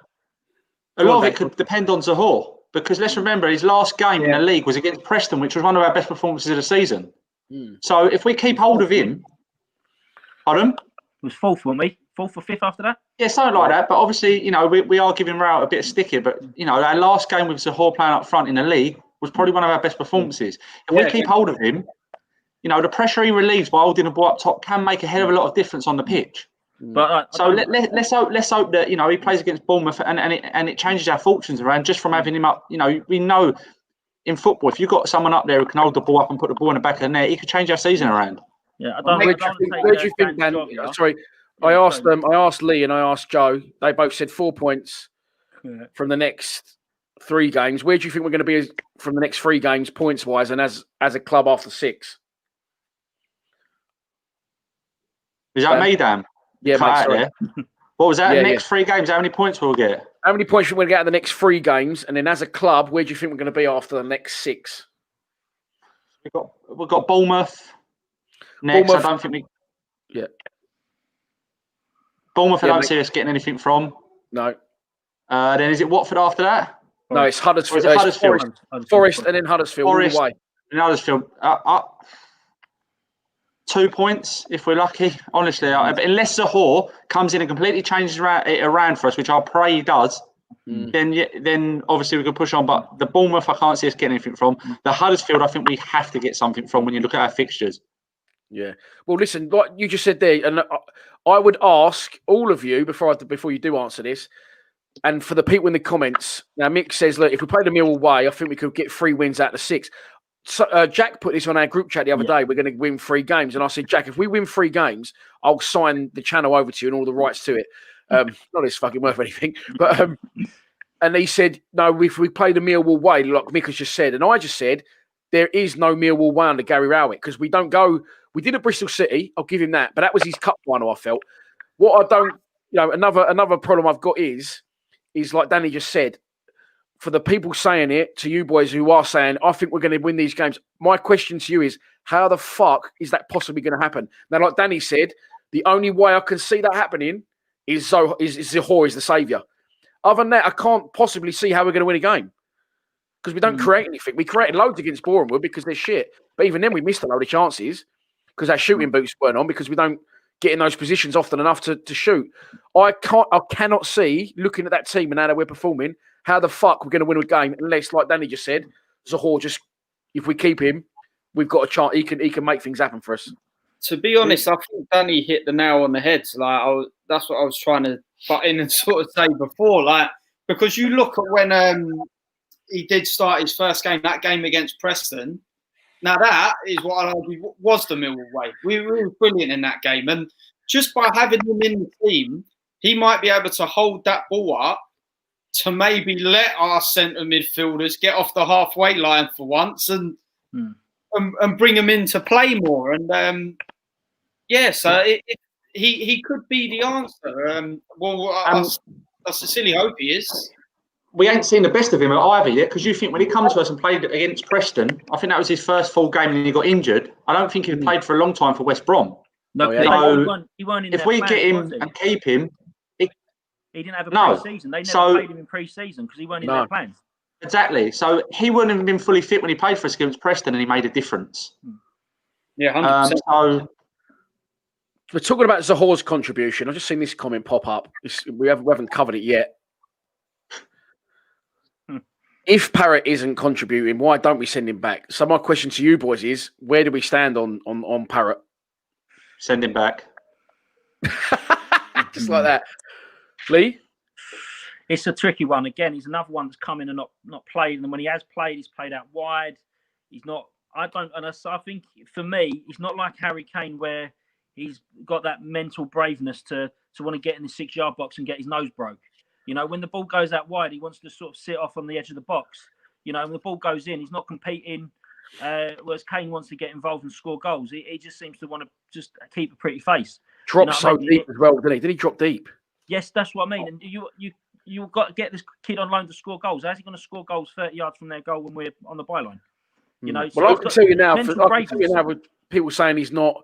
You know, Parrott's going to be a good player in the future. Whether he is going to be a good player in the future or not, I can tell you one thing he's definitely not going to be, and that is an out-and-out centre forward. No, 1,000,000%. About best finisher, going to be the next Harry Kane, but there's nothing I've seen that suggests that he's going to be a goal scorer in that ilk at all. Well, and yeah, he's technically okay, but yeah, we're talking about. He hasn't scored one yet. Send him back. We're talking about going back to the Millwall way, aren't we? Yeah. That's how we're going to pick up points. Troy Parrott does not fit a Millwall player. And for me, I'm watching him. And can anyone have a standout moment for any minutes he's played for us yet? I can't. Off the top of my head, I can't think of anything he's done for us since he's played or come on. He won a couple of against Scotland. And a penalty, But if he had a better touch and he was sharper, he gets that out of his feet and scores. I'll keep changing my mind on him. Because I don't think he's good enough for this level. We need to remember also, though, he's never played at this level. And if he's as talented as Spurs say he should very quickly learn and accommodate to this level and what he's got to do. And he has also been injured. I will say that for him. He does look good on the ball at times, but he's just very green, isn't he? The way his positional sense is all over the place. And he's not going to be what we thought he's not going to be a Ken Zahor, which is, what we thought he was going to be. Can I just say, has he played 90 minutes yet? Because what I don't understand is, my personal opinion on him is I still think that there is more to come. I think he has more to offer, but he's not getting a full 90 minutes. Like, Rout always takes him up in like the 60th minute and stuff. Has he done enough to stay on the pitch for 90 minutes, though, Joe? But sometimes, listen, games can change in a second. Like, that's the way football is. And he brings him off to change the game. All right. I want him. I just think the situation we're in at the moment, with the fact that the way we're falling down the league and the way he's performing, we're not putting ourselves first by playing him. We're putting a Tottenham player's development in front of Millwall Football Club. The way he's playing right now, for me, he does not play, and I'd send him back because he's not a Millwall type player. He's not going to get us out of the situation we're in at the moment, personally. And to me, he's done nothing to justify being in the team in the starting 11 at all. You're spot on there, mate. What you're saying, and leads on what Steve Morrison says there. Why would you give development and games to another club striker that have no chance of signing? We've got our own striker the same age, and everything we've said about Parrott there. Yes, he is young, but let's not forget he's not on a young person's wages. He's on around 10 grand a week at Spurs, I believe. Now George Alexander, who's the same age. The thing is, it's not even. Do you know what? I used to compare George to Troy Parrott. They're completely different type players, so it's not even worth mentioning them. But if we send Parrott back, that's going to free up some wages for someone else. You know what I mean? And he's not on. Yes, he's 18, but he's not on a young person's wages. He's eating up a lot of our resources.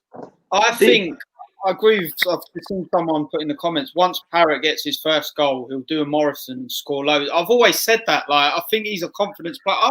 I think once he gets one goal, you'll see a hell of a lot more of him. And remember the likes of Gary Alexander when we had him, like he went so long without the goal. I'll never forget it. And then I think we played Brighton at home on Boxing Day and he scored the hat-trick, And then it all went from there. Same with Morrison. He didn't score for ages when we first signed him. Once he got that first goal, grew in confidence, he went on from there. And I do believe, listen, I understand the whole thing. Like, why do you want to help develop another player? But would we say that about like when we had Harry Kane in? I'm not saying he's going to be the next Harry Kane, but I just think if he scored one goal, he would go on and Thing is, like Danny said, though, we're in free fall at the minute, and we can't be hanging around waiting for him to score that fucking one goal. And we can't score two in a game. None of us are scoring at the minute. So what's the answer? But Yeah. I know what you're saying about Parrott. If he scores one, he'll go on a run. But he's not even looked like scoring one. He needs to get in the box. That's because we ain't creating the chances. How many of us? It's not just that. It's because he's sitting on the halfway line. Yeah, he's got to get in the box. Simple as. As I said, he wants to keep his kip. This may sound stupid. This may sound stupid, right? But if we'd have taken, let's swap the names around and say we'd have taken George Alexander on loan from Tottenham, and Parrott was in our youth, and he was playing the way he is now. If you see what I'm saying, like if George Alexander was on the pitch and playing like Troy Parrott was playing, we wouldn't give him a second chance. But because he's come from Tottenham, we think, it's going to come because he's from Tottenham. But because George Alexander plays for Millwall's under 23s, he's not good enough. But I'm sorry, if you watch Troy Parrott, he's not looked good enough, and he's had the chance to prove himself. But because he's from Tottenham, we give him that little bit of leeway to say, "Oh, he could do it." Players living off a reputation, mate. They haven't even actually got yet. Madness. Tommy's happy with your comments, Dan. You're flying today, Dan, in the comments. Everyone's loving it. Yeah, I just can't see it, boys. Let's just talk finally before we wrap it up, because I don't want to keep you all night. I wasn't going to discuss this today because I don't want to be too negative, but potential managerial replacements if the inevitable, in my opinion, when it does happen. Who is there out there? I hate this. Eddie Howe. No one will want it. No one. Who's going to want it? There'll be loads of people that will want it, wouldn't they? Yeah. Can we get Eddie Howe? Well, I don't think he's out of our bracket. What do you boys think? I think it'd be an interesting one because he seemed to do really well at Bournemouth. Go to Burnley, didn't quite happen, and then Sean Dyche comes in, gets that Burnley team up within a year and a half. Sometimes some players, some people just suit certain clubs. You do question whether he can then come and do it at Millwall and do it somewhere else. Is he the best available? Quite possibly in our wage bracket now. It's difficult. I can't see them getting rid of Rao. If they're going to give him $3 million to buy Malumbi, they're looking at long term, aren't they? So with Eddie Howe, the Burnley side, that was a Burnley side that were expected to go up, weren't it? With big players in it. Yeah. Whereas with the Bournemouth side, it wasn't. It was more like a Millwall side. Yeah, that was in League One when he took over. Yeah, and I think he playing football. Are we going to be all right with that? Pardon? He got him playing pretty football. Are we going to be all right with that? He got him winning games. Yeah. I know. I just think he suited that, and I think it is a risk. But I think you got to take. I like to take risks in the summer because if it don't work, you can cut your losses and go with tried and tested. I'd give him a bit more time. I'd give Rao a bit more time. I don't want Rao out. But I would, if he don't get the results in the next few games, I think for Millwall Football Club, we have to change. And for me personally, it may sound silly, but I'd put Pearce and Williams in charge with Barrett again. Let them see it through to the end of the season. They know what the club is. They know what it's like to play for Millwall. The likes of Thompson will come back in the team. You'll probably see the likes of Fergie come back in the team. Millwall type players. Hopefully keep us up. Yeah, and then get someone in the summer. That money you was going to give to Rowett, hold it back. Now, just keep us in the division. Hold the money back. Don't spend too much. And we start again in next summer and rebuild again. That's what I would do. If he was 5 or 10 years younger, I'd go for Mick McCarthy. But when you look at it being his last job before he's 6 foot under, innit? Colin, by the way, mate. Colin, there's another donation there from Colin Moon. Thanks so much, mate, for your donations. Tell you what I'm going to do, boys. I'm going to save this money. And we could get a little curry out of this, I think. So we'll go for a nice ruby if we're ever allowed to leave the house again. Someone else just said, that's why I'll put it on the screen now. So if you see comments pop up on the screen, boys, it's because I don't want to lose them in the other comments. I want to discuss this one. So it says, it's the players, not the manager. I personally don't agree with that. I think out that, innit? Well, look, he had them playing before, and I don't think they're not trying the players. I just don't think they got.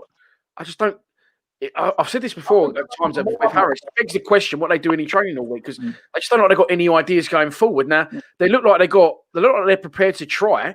They look like a happy group and a bunch. When you see them, they're always smiling. I know they get on well. I know they've got a tight group. So I don't think it is the players not wanting to play for the manager. Well, you said about completely void of any ideas. You said about Davison earlier. I mean, you said like he G's the players up and he gets them as a group. I mean, how much was he interfering with the coaching as well? You know, is it just he was just a much better coach than say Adam Barrett is? Joe, what about this? Where do you stand on this? Tim Cahill going to Fleetwood. Obviously, would we welcome back Cahill? We know it does work for us, ex-players coming back and learning on the job as Neil Harris did. You know, would you be interested in taking a Steve Morrison or a Tim Cahill or Steve Reed as another name, Joe, that I've been seeing thrown about? Yeah, I've always said about Tim Cahill. Now, personally, I don't really like discussing a managerial replacement when we've got a full-time manager still in charge. I'd discuss that if he was to ever get sacked. I want him out, but so I wasn't really going to discuss this. I don't want to be too. Yeah, I do know that the best thing for the football club is not to get rid of the manager, have to pay him off, start chopping and changing. The best ideal for us is for it to work under Rowett, Joe. But I just think, I don't think it's stable, unfortunately. The Tim Cahill comment, I think it's great if he gets a Fleetwood job. I think it's a good level for him to start at, and I'd love to see him as a future manager of our club, but not quite yet. But as I say, I think Fleetwood would be the perfect sort of job for him to start at and get a bit of experience, and who knows, maybe a few years down the line. But I just think while we've got the manager in charge, I think we just got to get behind him, stick by him, see what he does in this transfer window, and then. Do you think John Berylson? It's just something that's popped into my head. Do you think John Berylson is thinking, oh, fuck me, am I going to give this guy £3 million to spend and he could be gone within a month? He'd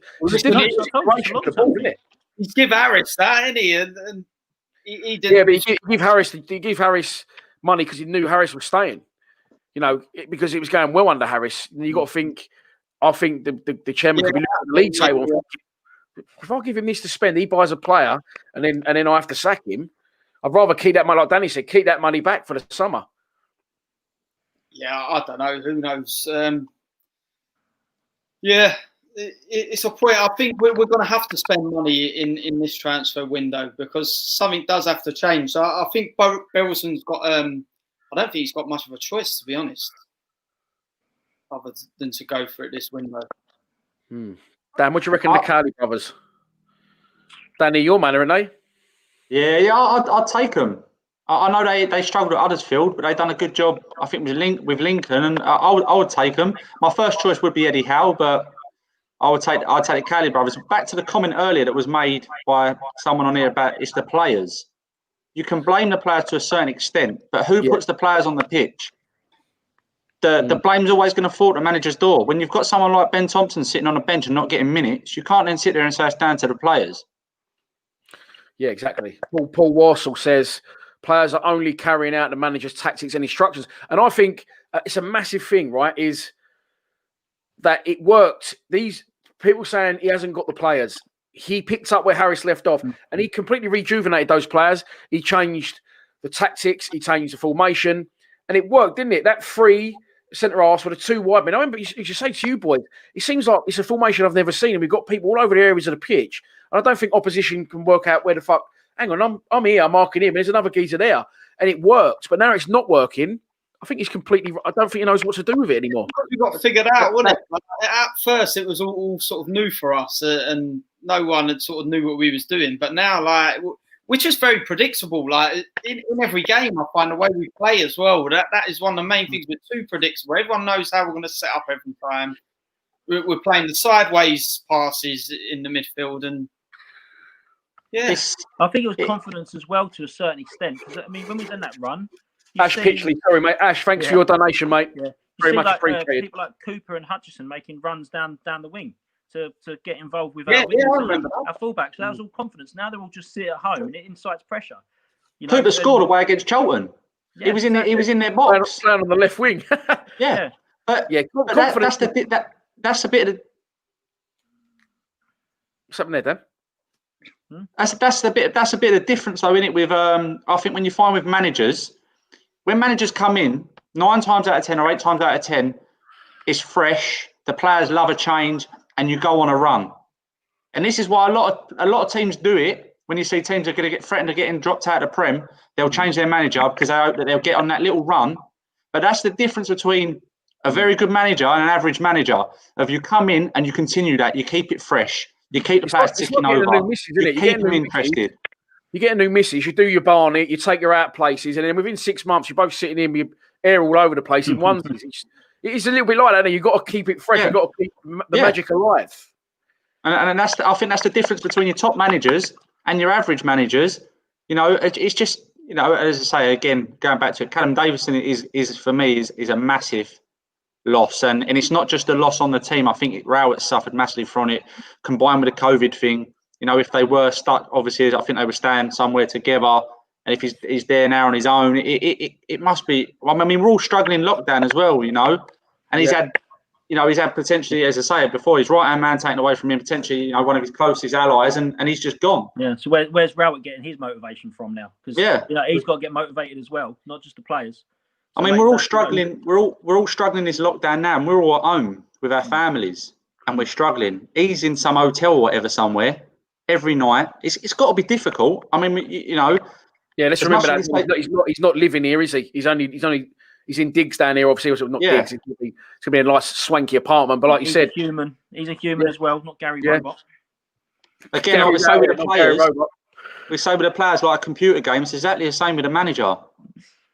I think going back to the Cowley brothers, if we're going to get them in now, where there's no crowd, because people get a whiff that they're West Ham supporters.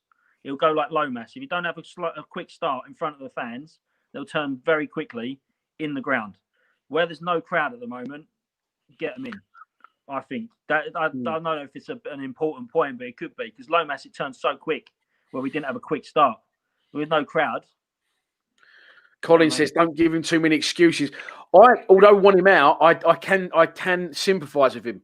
I do understand, as I said, you know, you can sympathise with him. He hasn't had any luck whatsoever, has he? He got COVID himself. He lost his right hand man. Brought a striker in who then got injured. So he brought another striker in who then got injured. But he has been unlucky. But ultimately, we cannot, you know, and I do respect the fans for this. Like talking about Gary Rowett as if he's a fucking Mill season ticket holder who's lived in Bermondsey for 60 years. It's just a job to him. And if he loses this one, which he will eventually, or he'll leave, he'll get another one. It's not, we can't be emotionally invested with Gary Rowett, the man, can we? You got to flip the coin on the other side and think that if we were going well, right, if we were going really well, and a big club coming for Rowett, would he show the same loyalty that our fans are now showing him? Never. Spot on, mate. Never. It's football, as I say. But you say about he's unlucky, but it's a results business. Don't forget West Ham. Moyes was out with COVID, and I think they won every game when he weren't there. So, well, was we sympathising with Moyes or poor Moyes? Like, look, he's got COVID, blah blah blah. His football team. They just get on with it. They're professionals at the end of the day. There's a plan in place. I know it's difficult, but everyone's going through this. Everyone's had games off. Everyone's suffering. So it's just a results business, and something's not right. No, something is. People talk about Paul Cook in the comments as well. Steve Lees agrees with Dan. He says, yeah, he'd be off. You're spot on, Dan. Yeah, spot on, mate. Uncle Albert. Walk through and through. Well done, Uncle Albert. So these are just, I know, you know, you all speak very well, but Danny's more of a one, you do your pre-match. I don't see a lot of you, Dan. So the show like this, because I know how good you are, is perfect for you. Do you know what I mean? It's been enjoyable. Yeah. It's been an hour and 43 minutes long. I don't know if we want to wrap it there, or does anyone have any final thoughts, final say on what we're going to do and how we're going to do it? I think personally, I think Rowett stays. I think if Belson's going to give him $3 million, it's a long-term thing. He's not thinking of getting rid of him straight away. I think it is a results business, though. So if we don't win out of this not one out of this 6, then it's going to be difficult to fend having his job. I don't like changing managers halfway through a season, but I think there's a clear long-term plan in place between the chairman and the manager. He wouldn't give him $3 million to throw about. Joe? I think he's exactly what Lee said. I think he's staying for now. He wouldn't throw that money about for Malumbi if he was going to sack him, would he? But for now, me personally, I'll still get behind him. And yes, we will stay up. Yeah. But these next, not just 6 games, I'd say these next 3 games are very pivotal now. And we need to pick up some points in these. And let's see where we are in 3 games' time. I think we'll win at least 1 out of the next 3. So we'll see where that takes us after then. Dan? I've given him a few more games, but for me, it's Millwall first, Rowett second. So the club comes before anything and anyone. So Exactly that. And that's only my thinking in saying what I was saying. People say you're doing it for views. No, we've got 14,000 subscribers. It doesn't work like that. And my views ad revenue is shocking. It's not even worth talking about. So, and I didn't think that would kick up as much of a fuss as it did because I thought the results spoke for himself. So, spot on, Dan. It's club first and Rowett second. Players, managers, chairman, they come and go. Staff. When he come in, I was under the same impression that we were lucky to have him for some reason. But really, he's not done much as a manager. But the name Gary Rowett coming in, I was happy when we got him. I was surprised when we got him. I think the only club that he's ever left to improve was from Burton, and from there, I think he's always had a really good impact first year and a half. And when he's had to adapt, I'm not sure he knows how to adapt because every sort of he goes up. I think Stokey didn't quite work, but that weren't working for a lot of managers at the time. But he goes up, and he just don't know how to keep pushing up or even staying on the plateau. It just seems to. When he needs to adjust, he's a bit of a steady the ship sort of man, Lee. Yeah, he just don't know how to change and adapt. It just seems that every club that he's gone at with a bit of ambition, Birmingham, Derby, he's gotten to a certain level and then not been able to kick on. Question there on the screen: has he got the Harris problem? He won't drop his mates. It does seem he's got. Listen, I think he's got first names on the team sheet, yes, but I think it's because he believes in those players. He's obviously worked with them before, and I'll be honest. When Woods comes to the club and Bennett comes to the club, I'm like, yeah, this is a better bracket of player we can usually get. However, they're players. By the way, if we was top of the table, we'd all be raving about Woods and Bennett because they'd be flying. They're confidence players, they're luxury players, but they're not the sort of players you want at this end of the table in the fucking situation we're in having a battle. Perfect example. Woods would look brilliant playing for Brentford right now, but not for us. Well, and I think after the Luton game, we were fourth, weren't we? And everyone was saying how we're lucky to keep Woods. If someone else comes in for him at the end of the year, he's levels above us. And now it's like, well, what's he doing in the side? He's useless. Get rid of him. So it does turn quite quickly. Whatever that is, confidence. I think positionally he's dropped 5 yards. I think he's taking silly risks now, trying to prove a point. Maybe, I don't know, but it's just not working for the lad, and he just seems to persevere with him. Again, he wants to play a ball type of player and keep retaining possession. And we've moaned about not doing it over the years. So how'd you get away with it? You know what I mean? I don't know, but it does seem to do that again. Don't forget, a few months ago, raving, he's too good for us. Now, get rid of him. So I don't know. Yeah. Well, Jim Cracko Sixpence says something that's very simple but very true in my opinion. Keeping Sahor keep us up, and then a bit of a long one from Joe. But I like Joe; he knows his football. He said to go from hoofball to counter-attacking football, there was always going to be this downtime where the performances ain't world beating. There needs to be time for him to build a Gary Rowett team. One, do you think he's going to have the funds to build a Gary Rowett team? That's the only problem I've got with that. What is a Gary Rowett team? That's a fucking very good point, Lee, because a Gary Rowett team that I really know was a Derby team with Tom Huddleston, with the geezer who done his leg in the crash. I can't think of his name. The skipper, David Nugent. A lot of experience, older heads. Do you know what I mean? And then when he did go to Stoke and he tried to buy and invest, it didn't really work out for him, did it? But, some say Stoke was a poison chalice. But, yeah. I agree with that comment. Bang on. I think... Listen, we've had him just over a year now. Obviously, he wants to get players in, and listen, with the way things are financially at the minute, the whole COVID thing, maybe he hasn't been able to get the sort of players in he wants for whatever reason. But I just think he does need a little bit more time to build his team, and I'd make that comment. You should put up bang on to them. But this is not too dissimilar side to what was flying the last year. So that's my biggest argument, Lee. That's my biggest argument. Yeah. He ain't gonna build. He's been there long enough now, right? And I know he hasn't spent a load of money and been given a load of money. But again, going back to the point, he's not going to build his team this January. He's not going to have enough money. We're not going to have enough players. Yeah, I know that. Yeah. So what happens if we wait to allow him to build next summer, but we're in League One? We won't be in League One next. I know we won't. But the form at the moment we're in, we're heading that way. This is why that cannot happen to this football club. And this is another comment that I don't like. This is another comment that I don't like. Not you Coventry personally, are a poorer side than us. I don't. That's not the. Do you know Benjamin Bloom actually said that to me? That's not the attitude to take. I don't think you can't rely on someone else. I mean, I can't. You know, I'm a fat bastard and I can't run, but I'd beat a geezer in a race in a wheelchair. It's not really the answer, is it? Do you know what I mean? You got Coventry are a poorer side than us in this league, and they played us off the pitch last week. Oh, mate, they fucking buried us as well, didn't they? I think they've got some energetic players, and when they play, they can play pretty well. That was my tip to actually win the League One last year. A young, fresh, energetic side, and when it works for them, I think in my prediction I said it works well for them. But you've got to get in amongst them and stop them playing and having that freedom on the ball, get in their face, and we didn't do that. And I think they just grew into the game and just tore us a new one, didn't they? Really, I think that going back to the question, what happens if, like in the summer, I think that's going to be a conversation between Rowett and Belson. And Rowett's really got to convince Belson that he's the man moving forward. And they say, look, this is where we're going to be in a year. Watch me do it. But he's really going to have to I think he's going to have to resell himself to the club. I agree. I agree. I think it's a really, really difficult time and situation that the club, not only the club are in, but the chairman, like you say, Lee, that's what I said in previous videos that I'd said.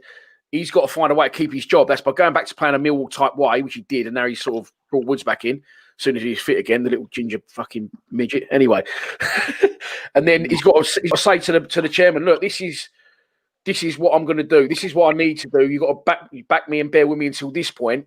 The transfer window's opened. That's helped him massively.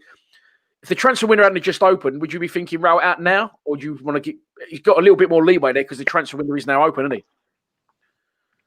As I say, I want to give him more time, but if you don't get the results in the next few fixtures, I think we've then really seriously got to start thinking about it.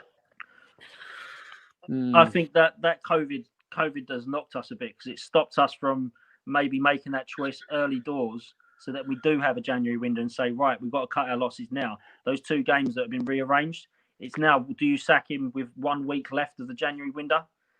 I think, could you, talking about COVID, could you imagine our current home form that it is if we were allowed in the ground, what it would be like now? See, I don't think our home form would be any different either. That's what I'm saying. I'm saying it'd still be just as bad, but we would definitely be on their backs right now, without a shadow of a doubt. We would not be accepting it. Yeah. And he's got away with that. As much as we made excuses for COVID helping him out, he's got away with the crowd not being there, because if our form was still the same as what it is now, they'd be held down now. I said to the old man, I think it's distanced us as a fan base a little bit from what's actually going on in reality. So you're right, Dan. People would be spitting fucking feathers, wouldn't they? That Coventry performance, I don't think there's many Millwall fans that would have stood for that in the ground without making themselves heard. I said to the old man, outside the ground off. If there's a crowd involved, we'd have a lot more red cards playing like that, because I think it would just incite our players to start kicking out. Because they'll feed off the negativity of the. I just think certain players, like certain little niggles and that, I just think we would have a lot more red cards. That's why. To be fair, I wouldn't mind that at the moment. Someone to go straight through one to the opposite. We needed that against Coventry. Maybe not a red card, but someone to put their fucking foot in. Yeah, that's what it needed. A tackle. Someone said it needed a Ben Thompson. Ben Thompson. Yeah, someone just said it in the comments, and they're spot on. It just needed someone to go, I'm not fucking having this. Yes, Michael Heisman said it there. Look. But this is an interesting one. We're talking about route replacements and should we get rid of him? Colin Moon says if he wants to stay. I mean, a few people are saying that. He doesn't look like. And do you think he might be thinking that himself? He won't. Mind you, I think he just resigned then rather than get sacked. It looks better on your fucking CV, didn't it? But do you think it hasn't cracked up to be what he thought he was going to be down there? So his best mate's gone. Do you think he might be thinking, I don't really want to be here anymore? And that's having an effect on the players or not, Joe? Nah, he wouldn't be bringing like players he knows if he doesn't see it as like if he wants to go. You know what I mean? I just think we need to bring a couple of players in this window. See who he brings in. Like, I wonder if he'll go back to some of his former clubs, which he's done before, and bring in some of his favourites, or whether he tries something different. But I don't really think he wants that. As you say, if he really wanted out of somewhere, he'd resign himself, because obviously it looks better for him. This is an interesting one, right? Joe said, if we get mid-table finish this season, I feel like it's job done. Now, if we finished, 2024? So if we finished 20th in the division this season, I wouldn't have a problem with that. any season, us finishing in the. We want to try and push on for better things. Well, some of us do. I would happily just be in an established championship side and have a the occasional decent cup run. Now, the problem I've got isn't with our current league position. I can see it only getting worse. So if we finish 17th in division, I won't have a problem with that. The season had gone like that. But at the minute, the season went like that, and it's fucking dropping like a stone, and I don't think it's savable. So I've not got an issue with finishing 17th. It's just, at the minute, I can't see a way out of this rut. I would take anything. I would take anything other than going down right now this season. But that's only because of the situation we're in now. Rewind to the beginning of the season. This is the weakest championship in years. This is a championship. I personally thought we had a very good chance of getting out of this season via the playoffs. Now, I'd be happy to finish mid-table and stay up. But when you in the comments, you said I was expecting playoffs. Yeah, you look at this championship this year. I personally think it's the weakest it's been in years, and it's the weakest it's going to be for a while. And this was our perfect opportunity. Now, we were now in the group chat, didn't we? Yeah, that's not the actual Steve Morrison, by the way. Yeah. I've seen it. I've said it in a few videos. It's the most open championship for years because all of the scary teams have gone up or got weaker, and there's no one in that team, in that league when we were playing well. You thought, they could beat us, and my videos and predictions was always like, we could win this, we can win this, we can win this, we can win this, and it was the most open. It was there for the taking, I think. And well, look, Reading were top. Yeah, Reading were top. Luton were third. Yeah, I think Barnsley are right near on at the playoffs. Barnsley are nearly in the playoffs at the moment, or they might be in now. When we played them and drew 1-1, we were in the playoffs maybe, or just around the playoffs, and they were near the bottom. So since then, we've been inconsistent, and I think it's the type of league where if you get consistency, you move accordingly, whether that's up or down, and consistently we're losing or drawing, we're not winning. If you start turning a winning form into that, we go 11 games when we win 7 of them and draw 4, we'd be right back up there again. But at the moment, you just can't see where a win's coming from. And that's hopefully where Zahor comes in. Yeah, hopefully. Well, this is the thing as well. Moving, it takes us on to Steve Morrison's, not the real Steve Morrison, comment. As Big D, that's me by the way, says we need some kick, bollock, and bite. A big issue I've got with us, I said I don't have a problem with us finish 17th, 18th, 19th, 20th. The problem I've got is with Rowett as well is we can clearly see what's needed, and we can clearly see that for now the players we need to get us on the right. Go on, Chitty on the Lagers, on the right track is that he's sitting there. Ben Thompson is sitting there. Even Shane Ferguson, these Millwall type players, and I don't really rate Shane Ferguson. I don't really rate Ryan Leonard, but they're the sort of players we need to dig in and get us out of this shit. And I think we can all see that. We're all saying that, and Rowett's got the players sitting there. And I'm saying you're not going to win the league and get promoted with Leonard, Thompson, Ferguson, but they're going to change something and give us a little bit more of what we need right now. But he won't do it, and that's a big problem I've got with him. It's just the stubbornness of it all. Do you know what I mean? Or if it's not stubbornness, he can't see it, which is even more worrying. Go on, Joe. I've said it time and time again. I do think he does have that stubborn side to him because we can all see what the main issue is, but he just don't seem to do anything about it. I'll tell you what, though, if he keeps with the system and then he turns it around, we'll all sit there and think he's a genius. He stuck with it. He was stubborn. We go on a run and win 7 out of 10 and be like, look, he stuck with it. And he's turned it around. Football's a funny old game. Zahor coming back into the side could turn our season around. Let's try and I hate to be negative. Let's try and be positive and say, Zahor comes in the side. He sticks with his usual, what he normally does, his formation that we go with. And maybe we turn our season around. And as we just said, we can get 7 wins out of 11. We're back in with a chance. Mate, we ain't getting 7 wins for the rest of the season, let alone fucking 11. Who knows? Yeah, I think we need that type of player that's going to put a shift in and do a bit, but we also need a bit of craft because we could have all these players kicking everyone up in the air and still not making chances, and then we'll be sitting again 0-0 again. Lovely, so you've got to find that balance of having a bit of grit and a bit of craft. Sorry, someone's come with a good comment which we'll end on. Wonder what Husky are making of this, and then Sparky's put frothy chocolate. That's what they're making of it.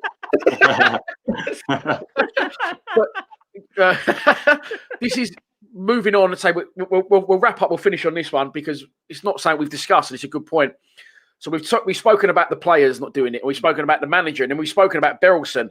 But of course, this outside influence of the people that could possibly take us to that next level is Husky Chocolate. And as Michael says, I wonder what Husky are making of this other than just frothy chocolate. This situation, I think he means Sparky, but I like that one, mate. Well done. What do you think, boys? My argument is, if they're that serious, why haven't they bid for the club yet? Well, I'm not allowed to speak out of turn, but I believe there's been inquiries. Right, but so I mean, if they're that serious, I mean, money talks, doesn't it? Put some wedge down, show it, you know. And who's to say that they haven't fronted some of that money for the Malumbi bid? Yeah, that's what I was thinking. Yeah, because that 3 million is not something we would normally do. We've got a good accountant if that's the case. Where we found it? We have got a good account because we never ever know how much we sold a player for, bought a player for, how long a player's contract is. It's always undisclosed, isn't it? It's normally record signing, undisclosed. Oh, boys. Well, listen, this has been absolutely brilliant. I've loved having you on, but it's been over 2 hours. I don't want to keep you all, but really good, boys. Really enjoyed that. Nice one. Thanks for coming on. Thanks, no everyone. problem. For watching. Boys, you stay on. I'll cut the stream and then we'll have a chat after, yeah? Yeah, no worries. Right, everyone. Thanks for watching. We're back tomorrow for a live stream. If you'd like to see a bit like this format with the boys watching me, like us all watching a game together, let us know because it's a possibility. This will also go out, by the way, as a podcast. I'm going to break that up tonight, so I should get out tonight as well. This is going to be a new show that we're going to keep doing weekly. Really good. Thanks, boys, for tuning in. Thanks, everyone, for watching. Please subscribe to Lions TV. Come on, you Lions. Come on, you Lions.